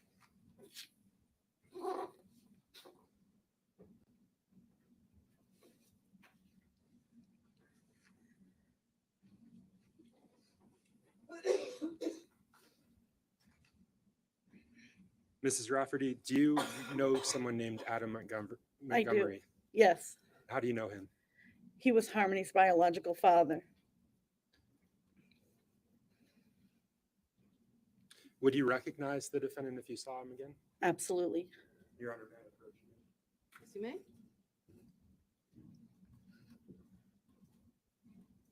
Showing the defense what's been marked for identification as State's Exhibit 101. May I approach the witness? Yes, you may. Ms. Rafferty, Yes. do you recognize this item? Yes. Can you tell me what it is? It's Adam Montgomery. And Your Honor, at this point, sorry, is this It's a a fair picture. is Yes. this a fair and accurate representation of Adam Montgomery as you remember him? Yes. I move to Marcus Full, Your Honor, to strike the ID and Marcus Full State's Exhibit 101. Any objection? No objection, and we agree that that is a photo of the defense. Okay, thank you. The ID is stricken. It's entered as a full exhibit. And I move to publish it at this You may point. publish it.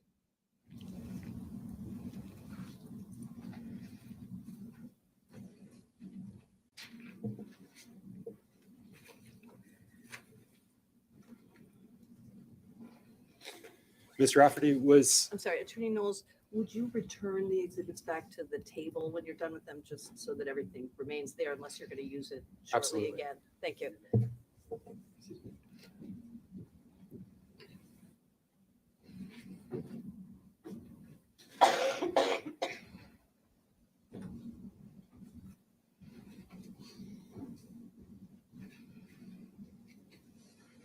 Ms. Rafferty, was Harmony potty trained when she was in your care? Yes, she was. She started at our house and then she finished when she moved back with her mother.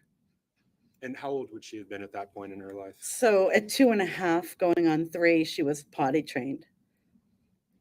What steps did you take you said she started at your house. What Yeah. steps did you take to potty train her? Harmony was very easy to potty train. She didn't like to have, soiled clothes on, and she wanted to be like the bigger kids that were in our house.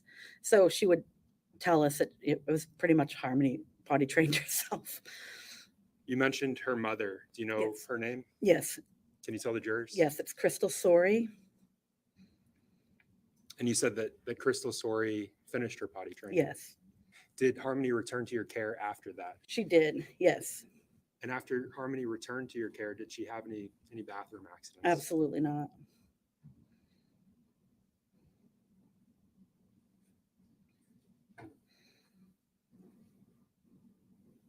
If I could have just a moment, Your Honor.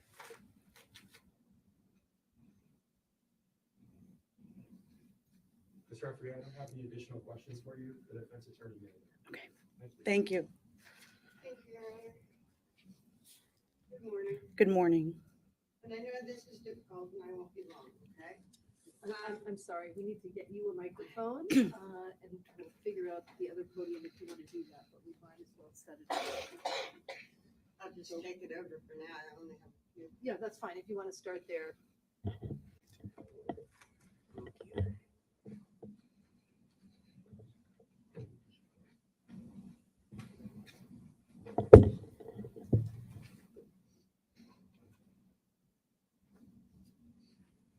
I've been pronouncing your name all this time wrong. Rafferty? It's Rafferty. Yes. And quite a birthday that you have too. That's right. Yeah. So you said that you had Harmony placed with you 3 times. Yes. In between, she was with her mother, Yes. and then she would be returned to you. Yes. And how long was the most recent time how long was she with you the last time she was placed with you?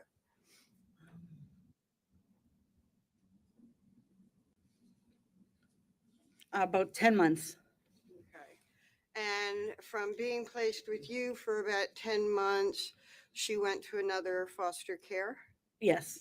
And you felt like she had more needs than you could deliver, so she went to a therapeutic foster care. No. Miss Kumba? That's not? I don't know that other foster parent. Okay.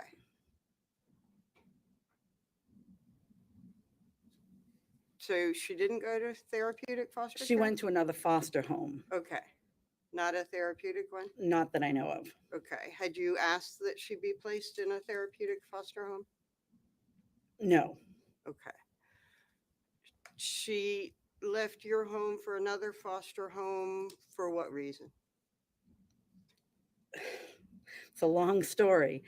Co-parenting a child that has trauma, first of all, is very difficult. Co-parenting a trauma with DCF involvement and co-parenting with them is extremely difficult. Okay. So Harmony was placed with you 3 times, and that last time she was then placed to a therapeutic foster home. She was placed in another foster home, yes. Okay. I'm sorry. I Yep. did speak. She went to another foster home. Yes. Okay. Thank you.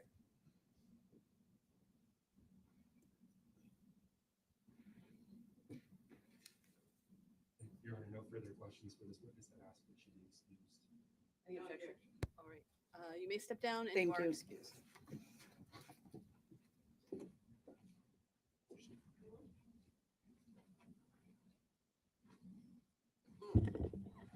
There you go, Mr. Redberry.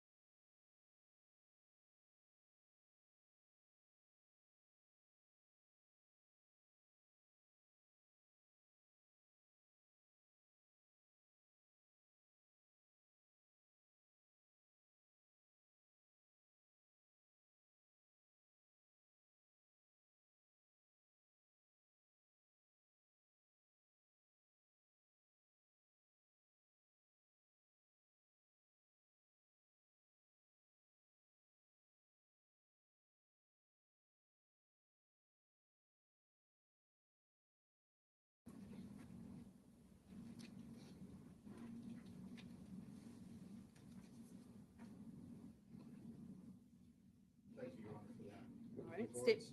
state may call its next witness. Exactly. State would like to call Ms. Crystal Sorry to the stand.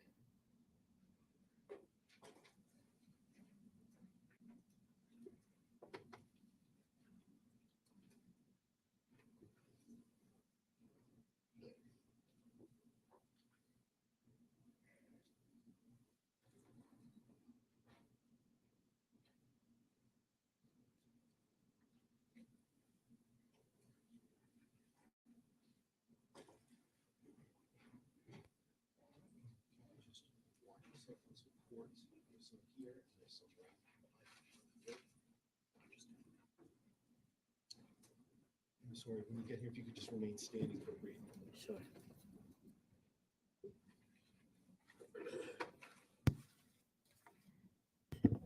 If you would please go ahead and raise your right hand. Do you solemnly swear to this jury that you will tell the truth, the whole truth, and nothing but the truth? So help you God. I do. Thank you, Ms. Sawyer. Please feel free to have a seat.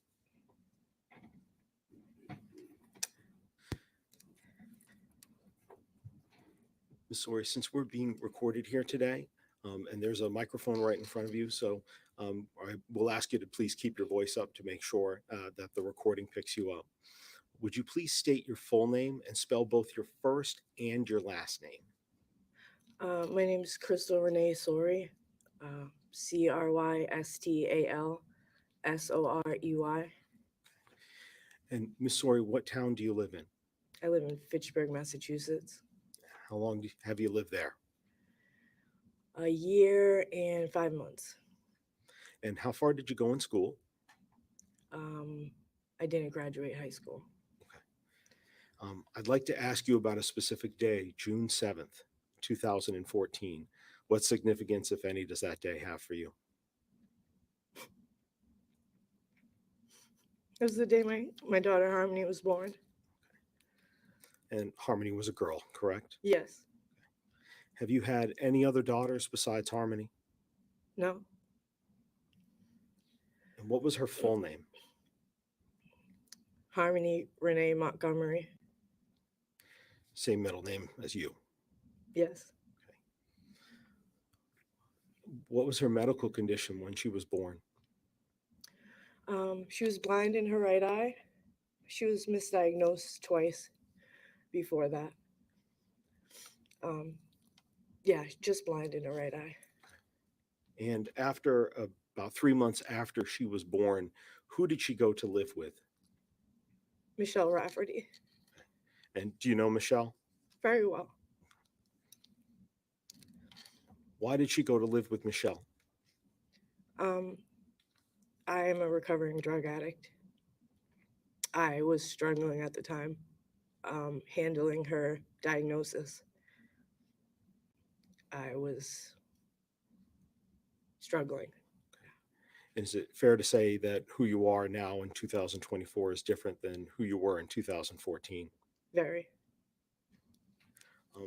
In March of 2016, were you able to obtain custody of Harmony again? Yes. Okay. Where did the two of you live? First, when she reunified, I was at Casa Esperanza in Roxbury. It was a reunification program, but you could only progress so much there.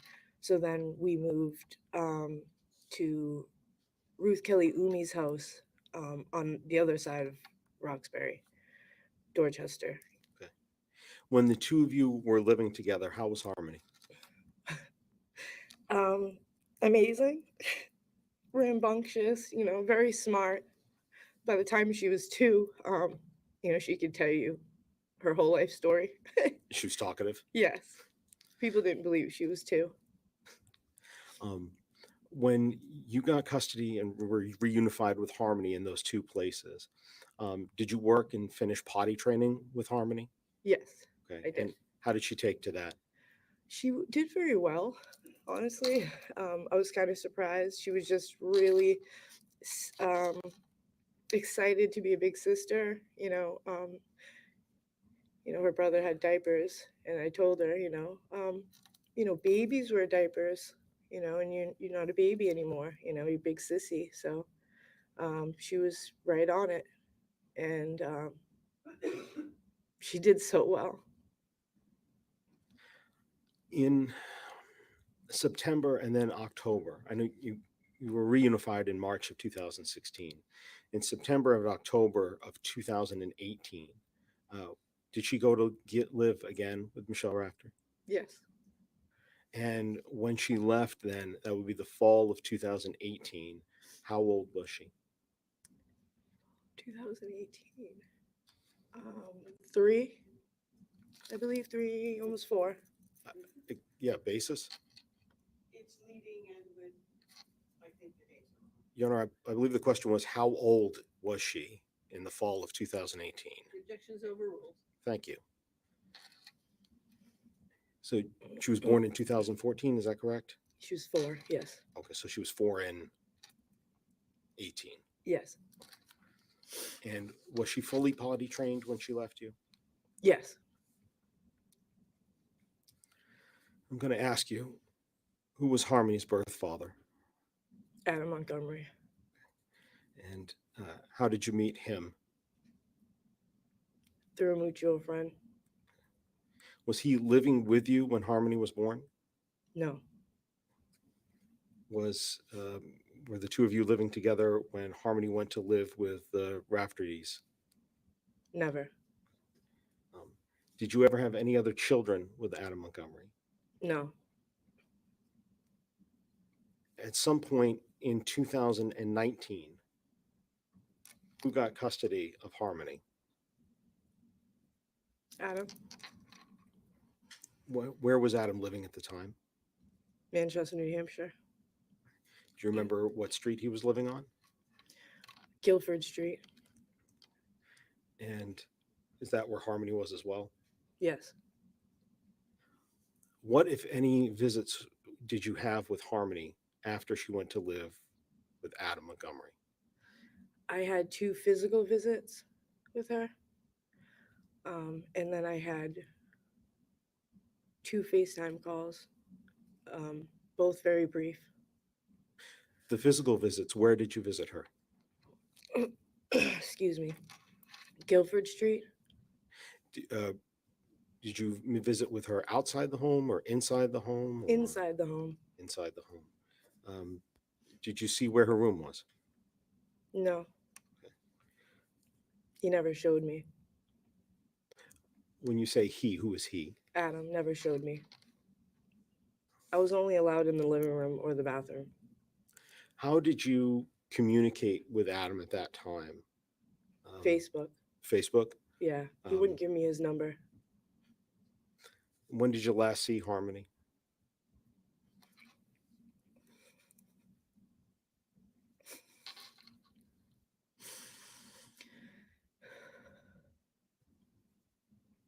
April April of 2019. April of 2019. Yeah, right before Easter. How did you see her? Oh, I was doing a Facebook video call. That was how I had job training. So I couldn't do a physical visit that week because I didn't know my schedule.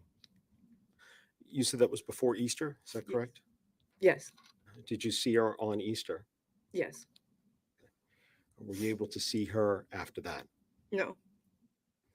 What did you try to do to be able to see her or talk to her after that? I just kept reaching out to Adam and Kayla and, asking, begging them to let me see her. And I was sorry for whatever I did. I wasn't even sure what I did. But I was just trying to reach out to really anybody at that point, his family, his grandmother, his uncle, his dad, anybody. Let me ask, did you try to reach out through the months of May and June? Yes, What about in July? I believe so.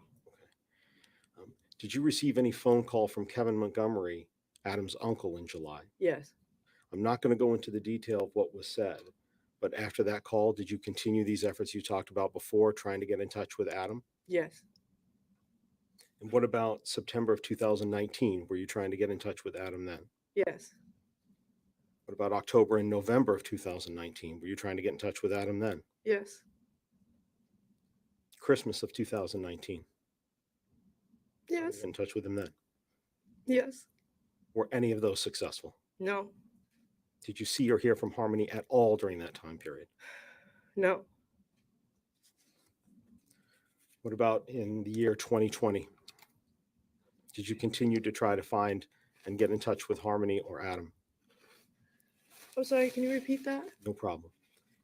What about the following year, in the year 2020? Did you try to get a hold of Adam or Harmony? Yes, I had made a new Facebook hoping because he had blocked me and so did Kayla. I was hoping to get through to him that way. Did you try also through 2021? Yes. By December of 2021, what else were you doing to try to find Harmony I and get Adam was to respond? calling DCF. I was telling my therapist, talking to anybody that I knew was either a mandated reporter or had some type of leverage because I wasn't getting anywhere. I had wrote also to the mayor. And in December of 2021, did you have any meetings with the Manchester Police Department? I'm sorry.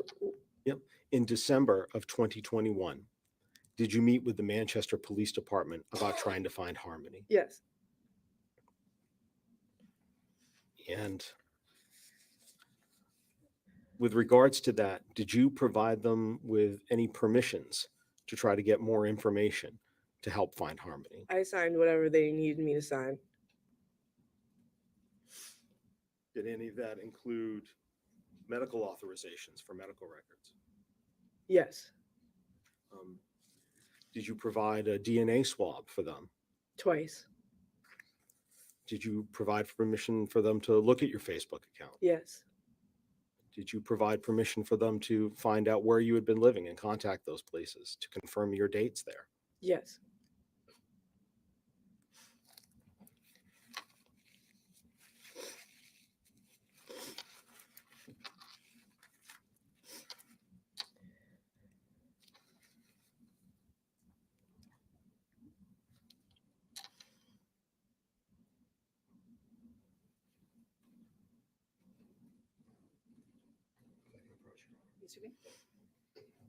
So I'm going to show you. It's been marked State's Exhibit 101.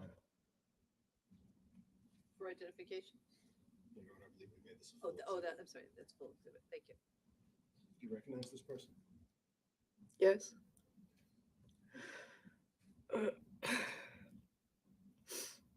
Adam Montgomery. This is the person that you were trying to get a hold of. Yes.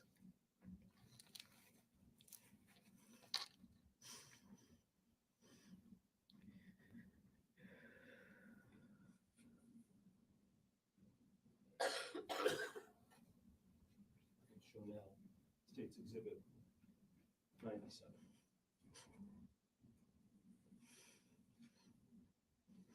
What's this? That's my girl. That's Harmony. In the fall of 2018, when she went back to Rockies, do you know that she was going to school? When she was with Michelle, she was, but not after. Not after. No. Can you explain what you mean by that? When she went with Adam, she never went to school.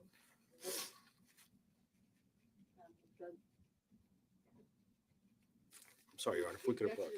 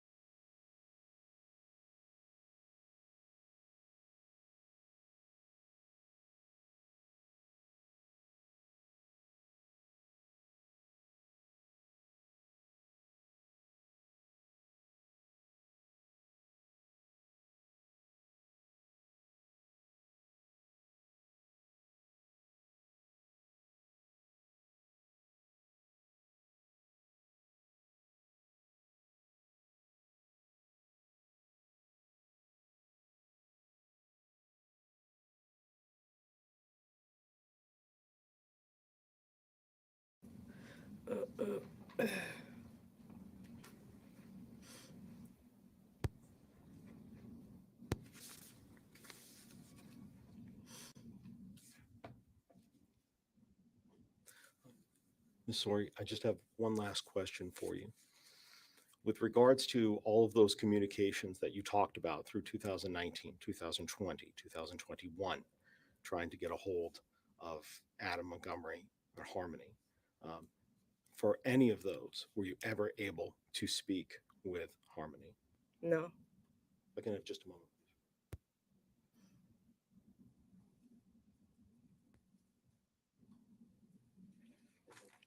And just to clarify, Ms. Sori, the last time that you saw her, I believe your testimony before was April of 2019. Yes.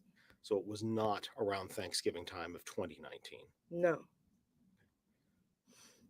Thank you. I have no further questions for you, Ms. Sori. I believe defense counsel will have a few.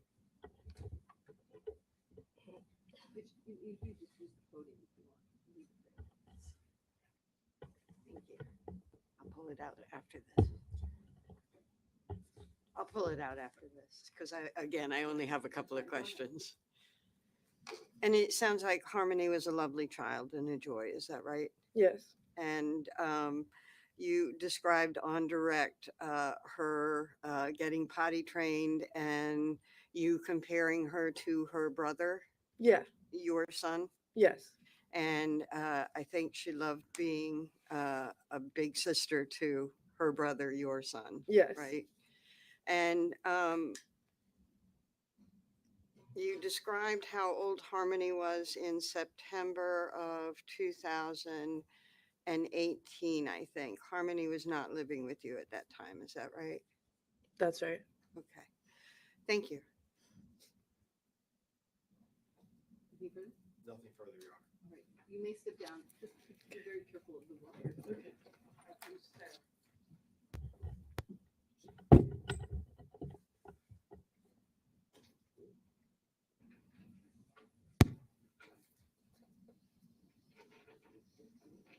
The state is ready. You may call your next witness.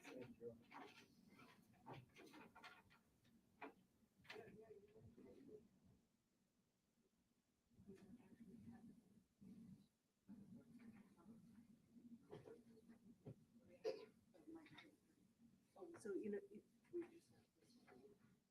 the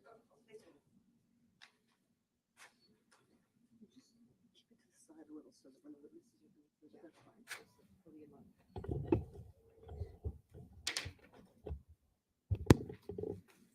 It's a little tangled, so I'm not going to touch it.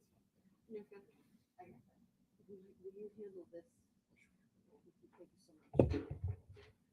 Go to the state's next witness, Dee Travers. I believe the defense counsel indicated yesterday outside of the courtroom Hold on. that they wish to speak with you about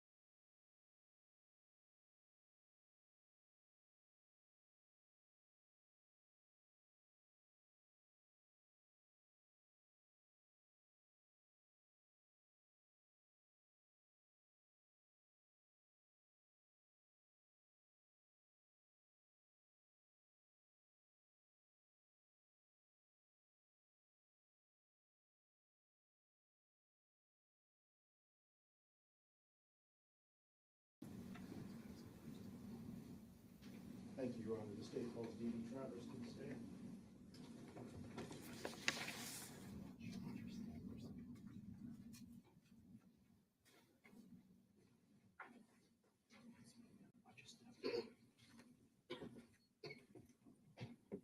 Good morning, Ms. Travers. Thank you so much. Please remain standing for a brief moment and raise your right hand. Do you solemnly swear that the testimony you give this jury will be the truth, the whole truth, and nothing but the truth? So help you God. Yes. Thank you. Please feel free to have a seat. Ms. Travers, let me just ask you, since we're being recorded here today, would you please state your full name and spell both your first name or the initials you go by and your last name for the record? Sure. My first name is DD, just spelled as DD. Last name is Travers, T-R-A-V as in Victor, E-R-S. And Ms. Travers, do you live in the state of New Hampshire? Yes, I do. How long have you lived here? Approximately 20 years. 20 years. And currently, where do you work? I work for a Catholic Medical Center in Manchester. What do you do for them? Currently, I work as a nurse practitioner. And how long have you been working as a nurse practitioner for them? I've been working about 5 years as a nurse practitioner. And prior to that, were you also working for CMC in a different capacity? Yes, I was working as a registered nurse. Let me ask you, at any point were you assigned to work at the affiliate for Catholic Medical Center, the urgent care in Bedford? Yes, And I'd like to direct your attention specifically to June 2nd of 2019. Did you take vital signs from a child named Harmony Montgomery that day? yes, And as part of those vital signs, did you measure and record her weight? yes. How much did Harmony Montgomery, the patient that you saw that day, weigh when you saw her on June 2nd of 2019? I don't recall the actual number. Let me ask, with regards to those, when you measured her weight, did you record that information somewhere? I would record it in the electronic health records. Okay. And with regards to the electronic health records, when do you record that? So, Generally, it's done in the room with the patient. so right then and there, while you're with the patient, you're recording that? Yeah, Okay. And if you had a chance to look at those records, do you think that looking at those records might help refresh your recollection as to what the weight was that you took on that day?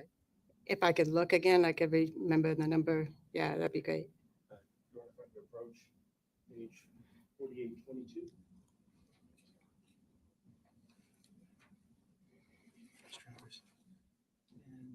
Do you recognize that to include the medical records that you entered that day? Yep, it has my name right there. Okay. And And I'm about to say, I'm going to have you go ahead and take a look at it for a moment. And when you're ready, just look back at me. I'm going to ask you what her weight was. okay,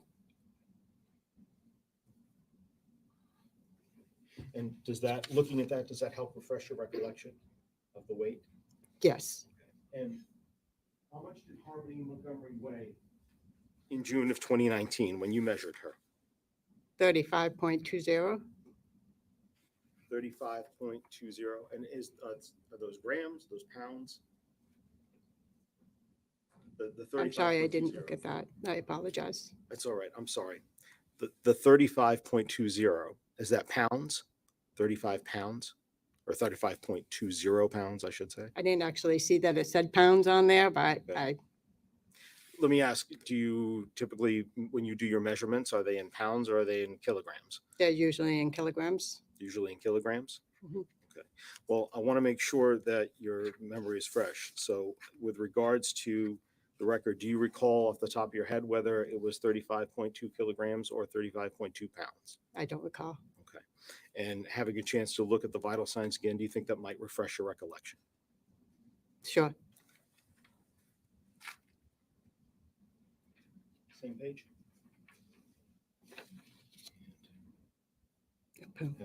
Let's say, does that help? I see you nodding your head up and down. Does that help refresh? Yes, All right, yes. so that 35.2 are those pounds or kilograms? Pounds. 35.2 pounds.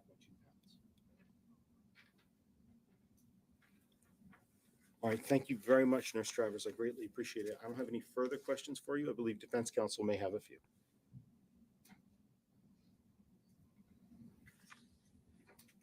think Harmony's weight was appropriate for her size and age. Foundation.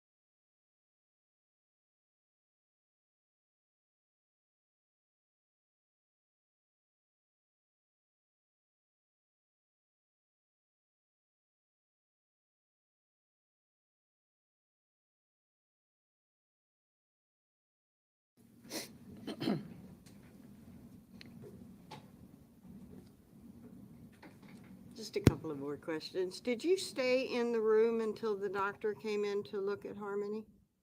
No, Okay, so you just pretty much take that information and give it to the doctor for the doctor to do the examination? that's correct. Okay, and you don't know the results of the examination, is that right?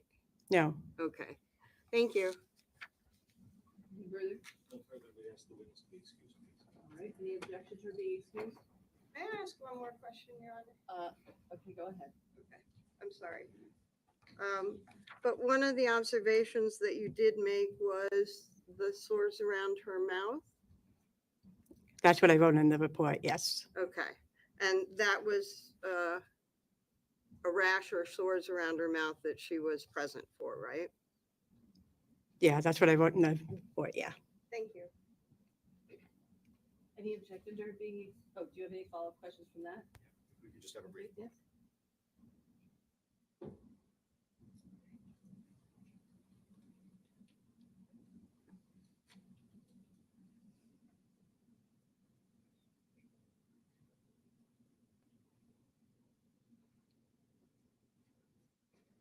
No questions, and we would ask the witness to be excused, please. Any objections or being? No objection. All right, you may step down and you are excused. Thank you.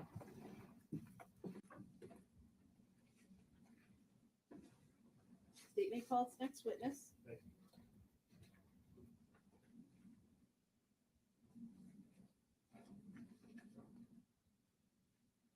Your Honor, at this time, the state calls Mr. Kevin Montgomery to the stand.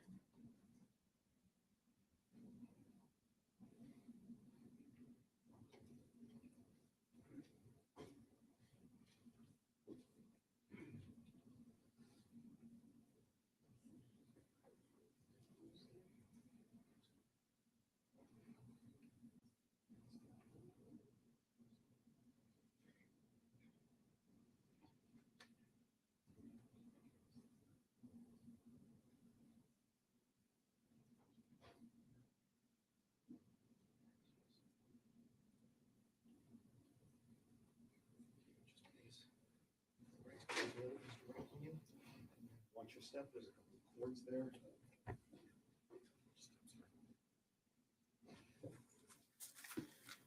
You'll remain standing for just a moment. Thank you. Mr. Montgomery, if you would please go ahead and raise your right hand. You solemnly swear that the testimony that you will give this jury will be the truth, the whole truth, and nothing but the truth, so help you God. Yes, sir. Thank you, sir. Please feel free to have a seat. Mr. Montgomery, as we are being recorded here for the record, could you please go ahead? And I'm going to ask you to please go ahead and state your name, both your first and your last name. Sure, hang on one second. Could you carefully open that? Otherwise it sort of comes, the top can open. Thank you.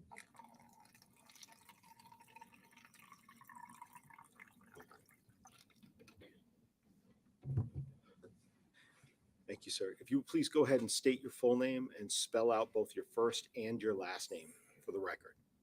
Kevin Lester Montgomery, Kevin Montgomery, And Mr. Montgomery, what town are you living in now? Malden, Mass. How long have you lived down there? I've been back in the area since June June of this year? last year, June of last year. 23. Of course, sorry. And are you currently working? I am. What do you do for work? I am a plumber. And how far did you go in school? 10th grade.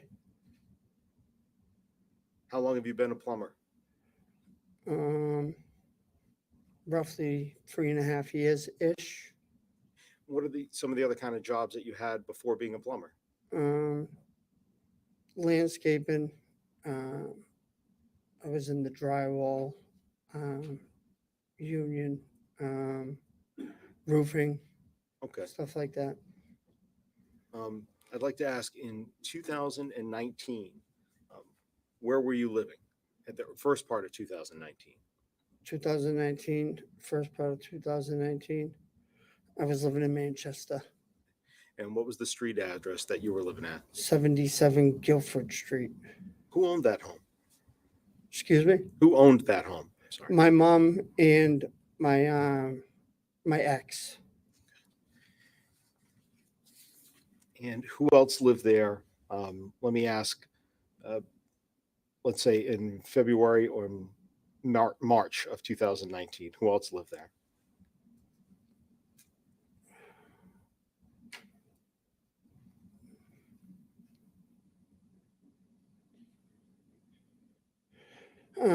So it was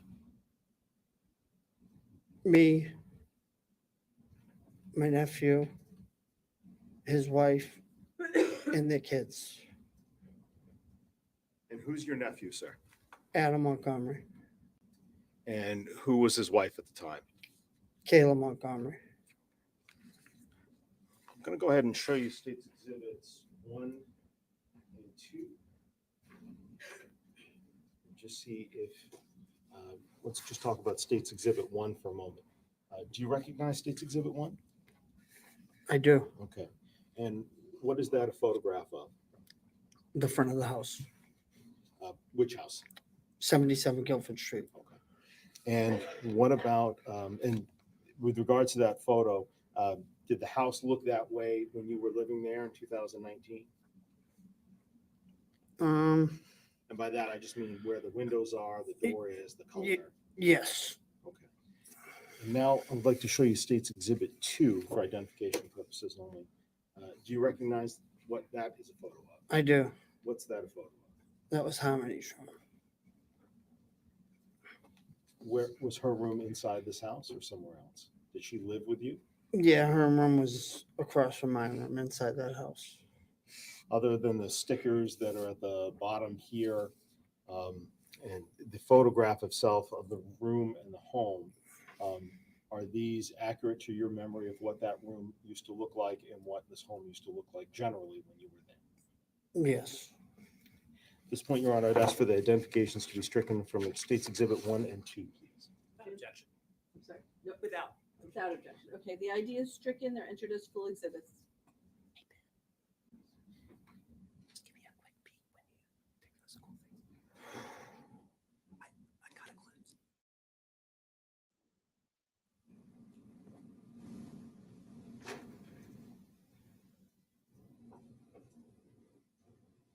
So, Mr. Montgomery. Go ahead. Permission to publish your. Yes, you may. Thank you.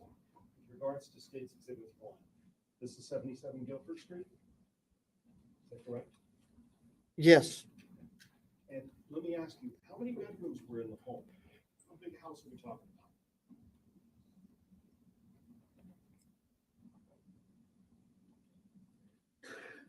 about? Living room on the first floor, 2 bedrooms in the back, and then like an attic that was like made over upstairs. When you say made over upstairs, was that also used as a bedroom? Correct. And now showing State's Exhibit 2. I believe you said before, I want to make sure I got your testimony right, that this was Harmony's room. Is that right? Yes.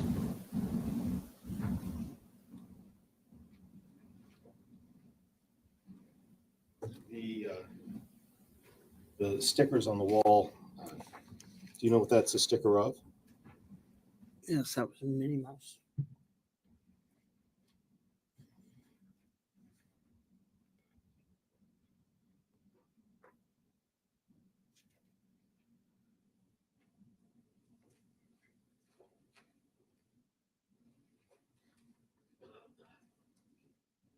Mr. Montgomery, excuse me.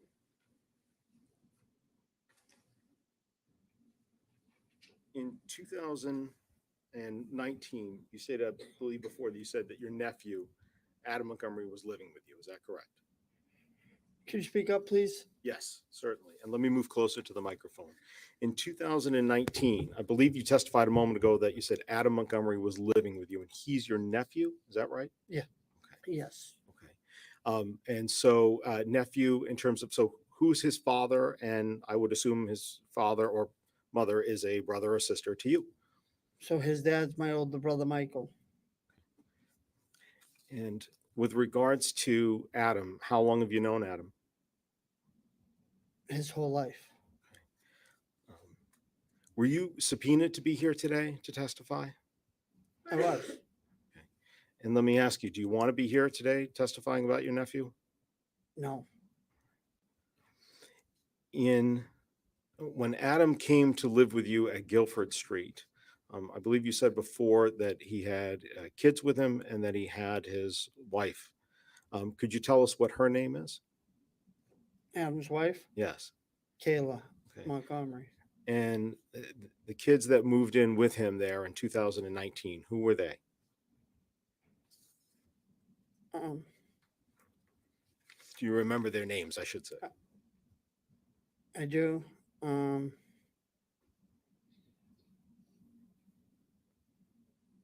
Could you say that question again, please? Certainly. So when Adam and Kayla came to live with you, you said that there were kids in the home before. What were their names? So when Adam and Kayla came in, who came with them? Yes, exactly. At first it was just Seamus. Okay. And who is Seamus? Seamus is their son. Okay. Who came to live with you next after that? Which child came next?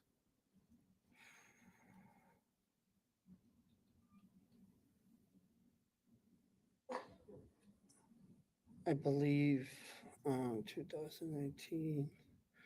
So I believe a baby was born somewhere, and then Harmony. And then Harmony. So Harmony was the last child to move in? I believe so. Okay. We looked at a picture of Harmony's room. Where was that room in the house? Was it upstairs? Was it downstairs? So it was downstairs at the end of the hallway on the right, Okay. And where was your room in the home? right across the hall.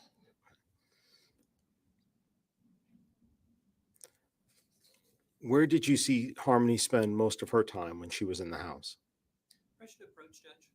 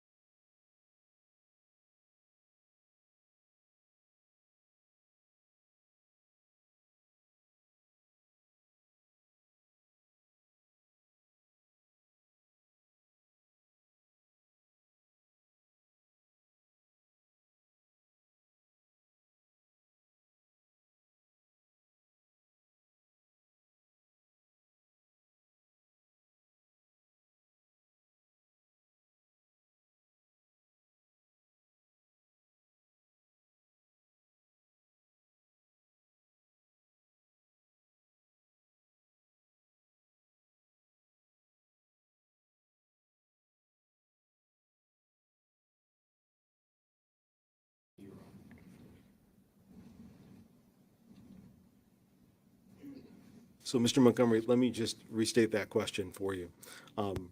So the question that I had for you is that when you saw Harmony, primarily what parts of the house did you see her in? Where did she spend most of her time that you saw?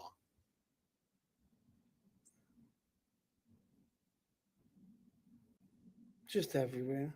Just everywhere. Kitchen, Okay. living room, just everywhere. In July of 2019, did you stay in New Hampshire or did you go to any other state? I lived in New Hampshire, Mhm. and then I went for roughly 3 weeks to Florida. Okay. And let me ask you about that trip to Florida. Did any other family members go with you on that trip? My, s- my son, Your son? Okay. And when you were in Florida, did you visit any family members? I did all my family. Okay.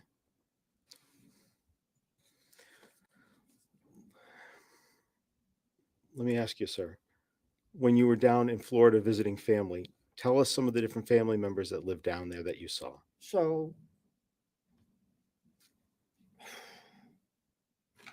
the trip was primarily to go see my mom because my mom had some health issues. Um, but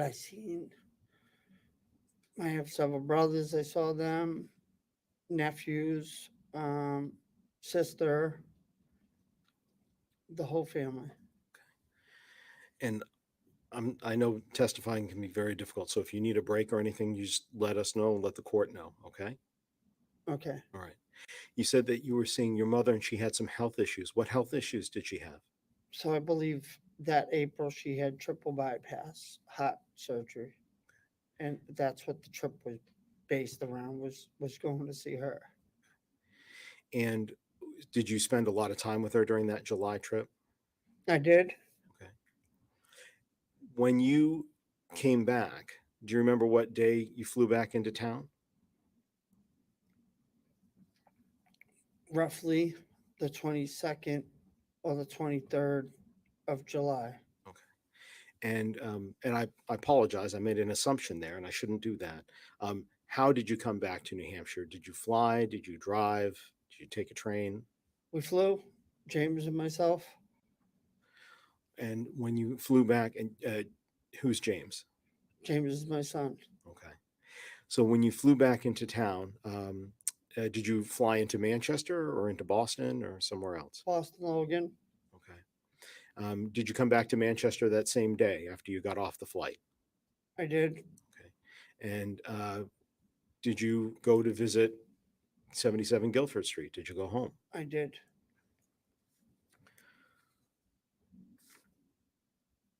Let me ask you, when you got home, did you see Harmony there? I did. Where did you see her? I seen her standing in the kitchen. And when you saw her in the kitchen, how did she look to you? She had a black eye.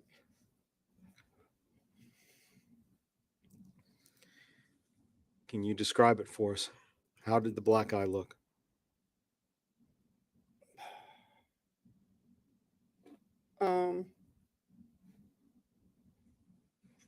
Full, like a raccoon's eye, black and blue. Black and blue? Yes, And when you say full, what do you mean by full? Can you give us a good all the example? way around. All the way around. And I see just there you were pointing to your right eye. Did you see it on her right eye?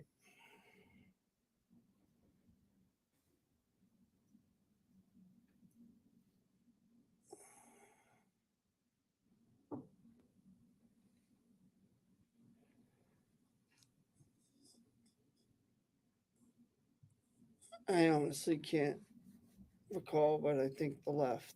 Okay. You think the left. Okay. I appreciate that for your honesty there. You said you saw her in the kitchen with this black eye? Yes, Okay. So when you saw her in the kitchen with this black eye, what, if anything, did you say?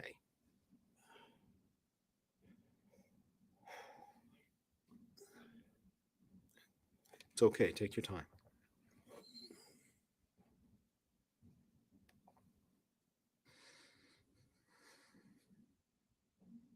something along the words of, "Oh my fucking God, what did you do, Harmony?"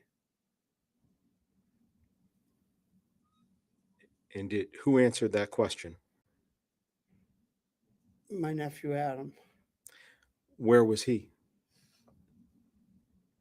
When he- standing right behind her. And what did Adam say?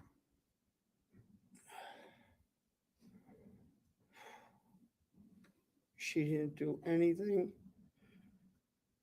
I bashed her around the fucking house.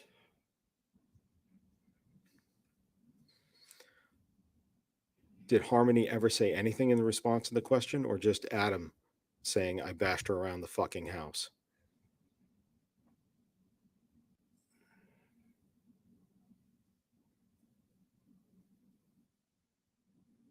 I think just Adam.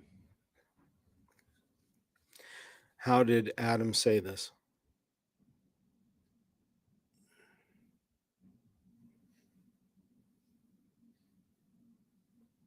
How did he say it? Yes. Well, let's put it this way. Can you say it the way that he said it so that we understand? I'm not sure. If I had to describe it to the best of my ability, it would be like a cocky son of a bitch. Did Adam tell you why he bashed her around the house and caused the black eye? He did. What did he say?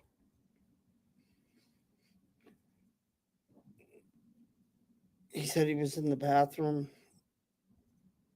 moving his bowels, and that he put Harmony in charge to watch Declan. And when he came out, Harmony had her hands over his mouth and I guess his lips were supposedly blue. That's what was explained. That's what Adam explained to you. Correct. And after he explained that, how did he say he caused the black eye? I bashed her around the fucking house. Was there anybody else in the kitchen when Adam said this to you? Just the three of us. Just you, Adam, and Harmony. Harmony. Let me ask you, did you stay at your house that night? I did. What about the night after that? I left the following morning. Did you ever stay in the house after that? Overnight? I did not. When you heard this from Adam,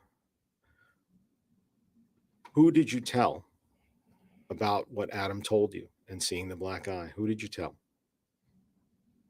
You want names? Yes, please. Told my mom. Told my son's mother, Christina.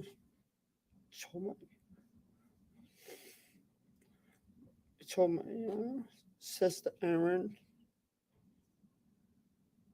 My brothers, Sean, Michael, and Richard. I told one of Adam's friends, Nick and Aaron. I told Harmony's mom, Crystal. I told Harmony's foster mom, Michelle. I think I told my sister Janine, my mother Helen. That's kind of what I remember.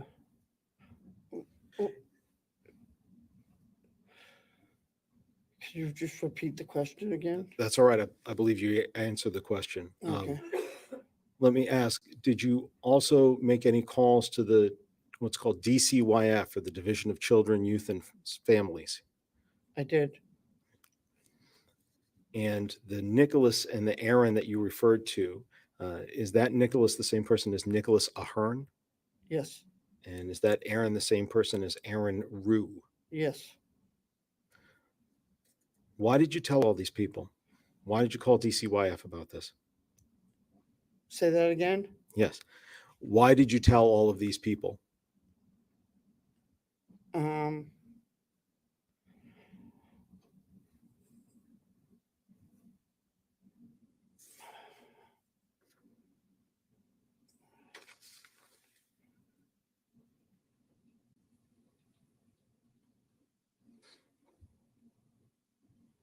To get help Help for who? for Harmony.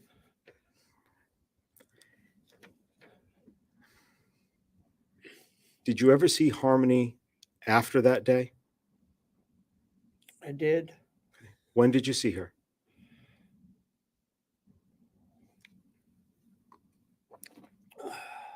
And by when, I mean what time of year? What time of year? Yes.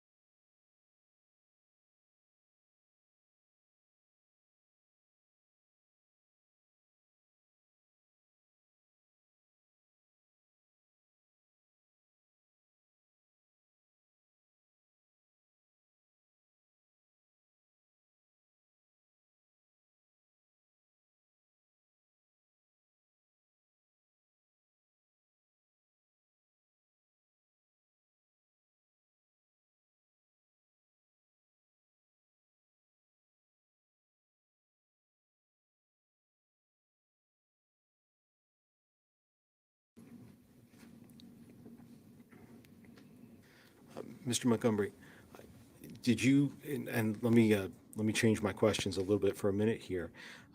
Did you see Harmony again in September of 2019?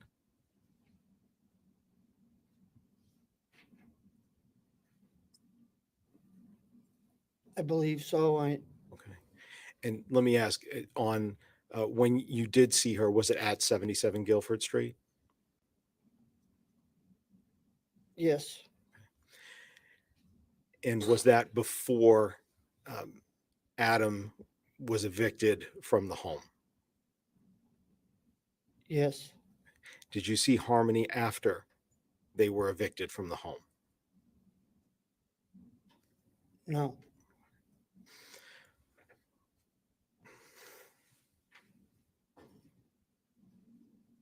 Mr. Montgomery, I'm going to go ahead and show you State's Exhibit 101. Do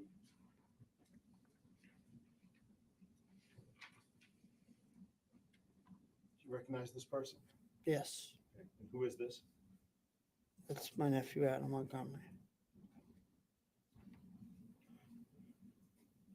After Adam told you about causing Harmony's black eye, did you have any further conversations with him about that incident?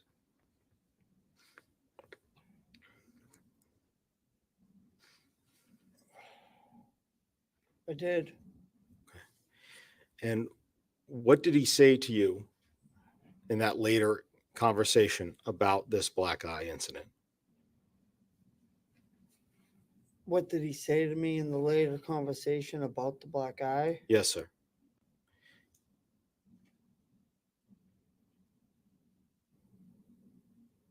I'm not sure what you exactly mean. I'm about to say, let me back up and I'll clarify. Attorneys need to ask very clear questions. So you've described for this jury about seeing Harmony's black eye and Adam telling you that he bashed her all around the fucking house. Did you talk with Adam about that black eye at a different time, at a later time?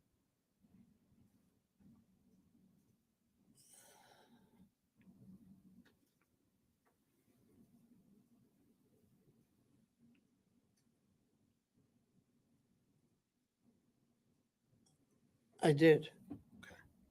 And at that later time, what did he say about having bashed Harmony around the house? Can I explain? So, if we could approach for a minute, Your Honor.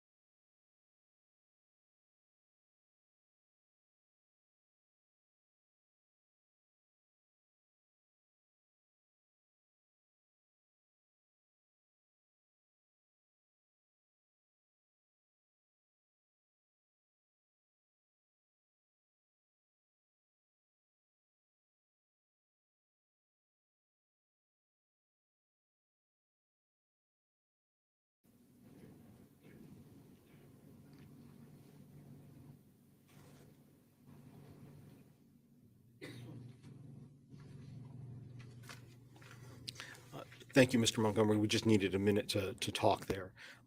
What I'd like to do is I'd like to ask I apologize. Let me ask a very clear question about this second conversation. When you were later speaking with Adam about this black eye incident, did he apologize to you for having hit Harmony?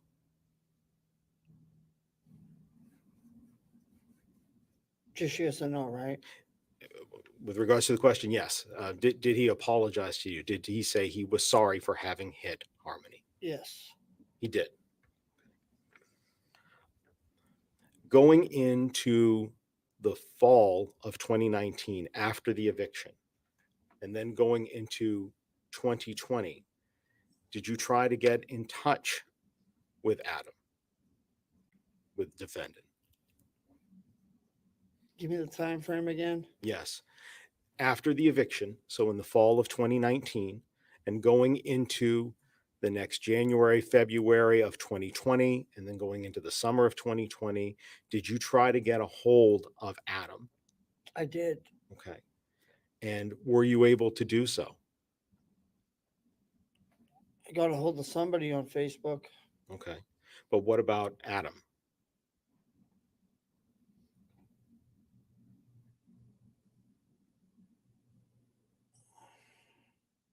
It's hard to remember.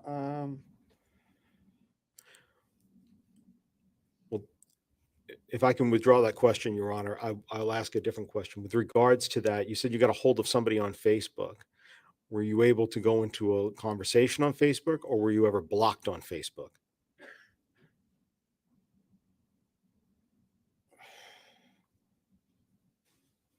Summer of 2020, correct? Yep, fall of 2019 into the summer of 2020. Right. The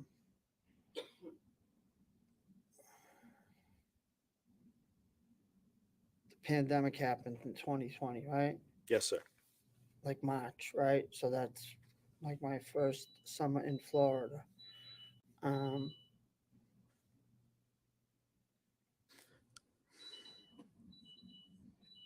Yes, I got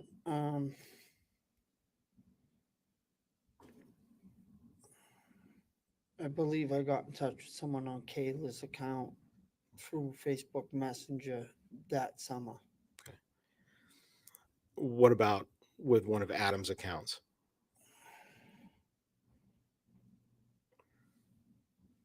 No, I think I was blocked.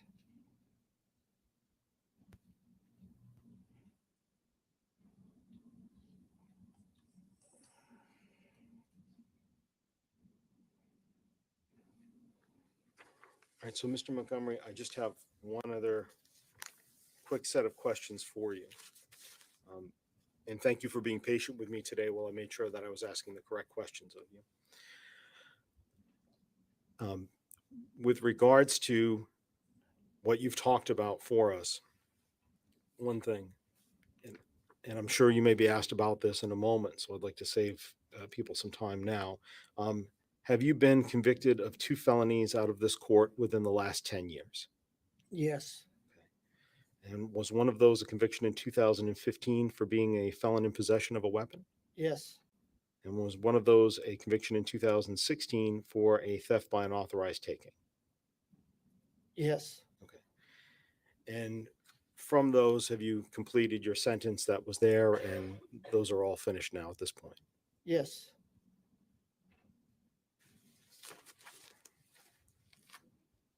Lastly, Mr. Montgomery, I'd like to show you State's Exhibit 97.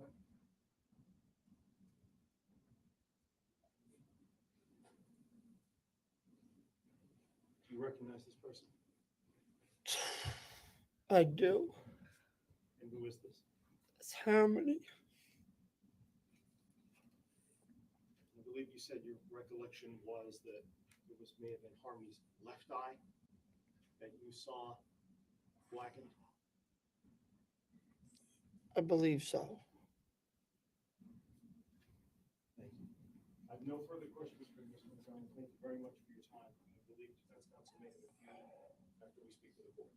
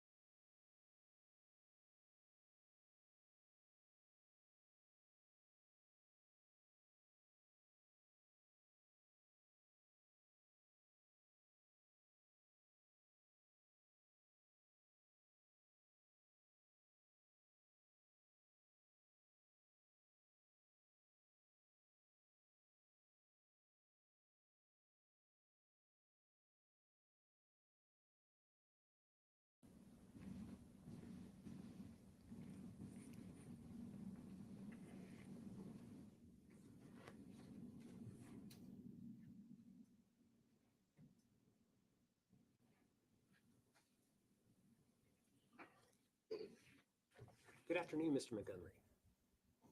Are you able to hear me okay? Right now, yes. Great. Let me know if you can. My name is Jamie Brooks, and I represent Adam, okay? I'll also ask you some questions, but I'll try to be fairly quick. You indicated that you returned to the Guilford Street address on the 22nd of July, 2019. I believe I said the 22nd or the 23rd. One or the other. Could have been the 22nd, could have been the 23rd. Excuse me? So it would be either the 22nd or the 23rd of July that you were there, Correct.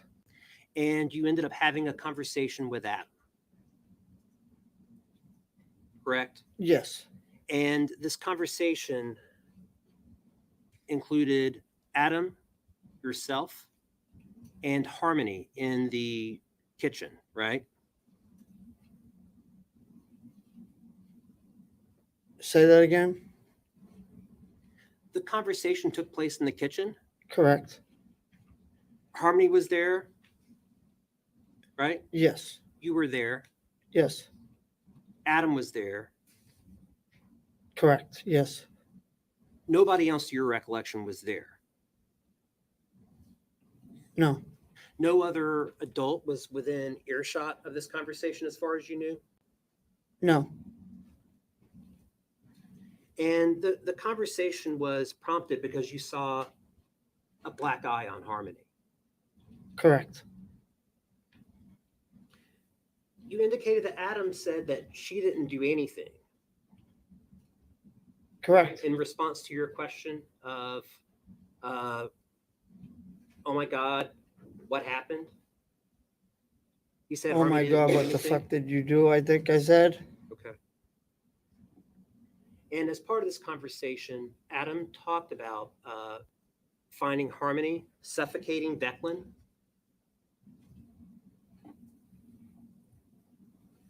Hands over the mouth, I stated.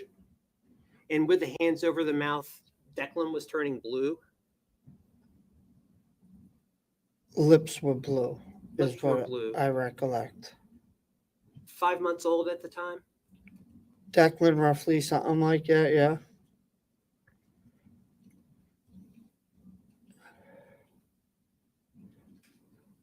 You said that he made a comment and sounded cocky. Yes. Also could have been sarcasm.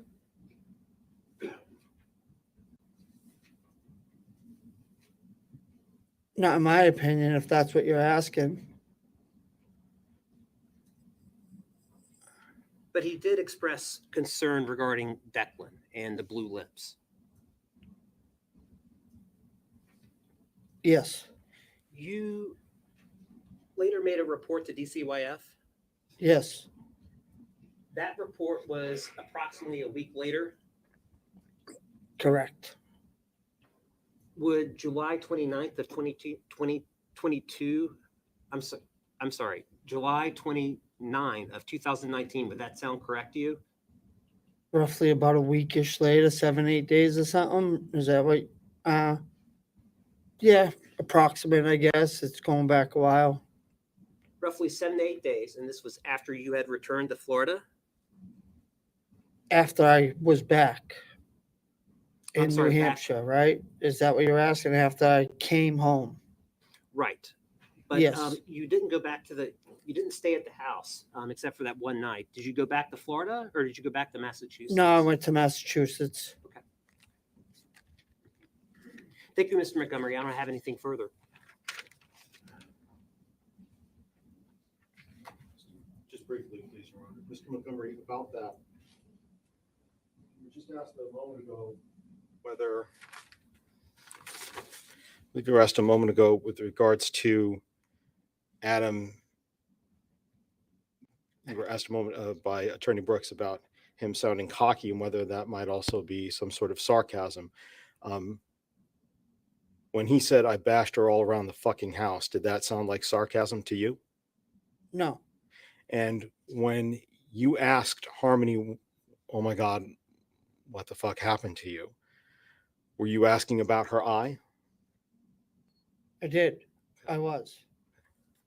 At any point, did the defendant tell you that he had just jerked her away from Declan? No.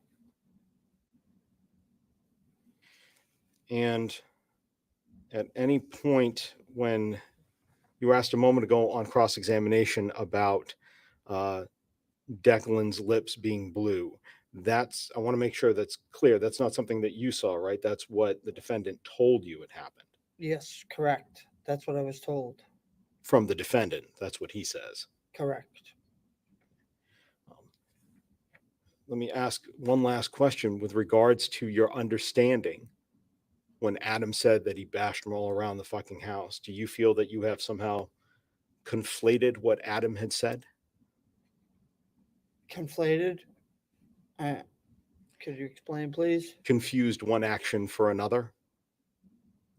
Do you think that Adam, when Say he that- said about, yes. State it again, So let me please. restate that. With regards to confusing one issue for another or conflated what Adam had said, with regards to that, do you feel that you may have been mistaken that when he said that he bashed her all around the fucking house with regards to the black eye, that he was actually talking about just jerking her away from Declan?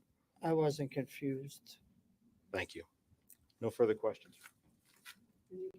Nothing further. All right, you may step down. Thank you. Okay, ladies and gentlemen, it is just a little past 12:30, so this is a perfect time to break for lunch. I will remind you that you are not to discuss this case, not with each other or with anybody else. While I've indicated to you that you can check your phones on a break or during lunch, you cannot read any media. Make sure all your banners or notifications are turned off. You are not to view any media related to this case. Don't do any independent research. Don't look up any of the names that you've heard throughout this case. And I'll have you come back at 1:30 and we will resume evidence at that time. Please rise for the jurors, everyone.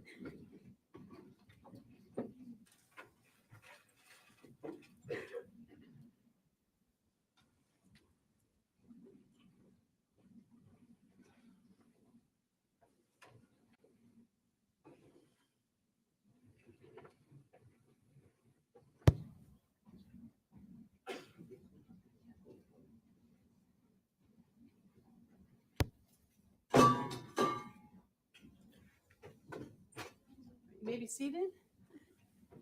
Just to clarify, Mr. Montgomery is excused.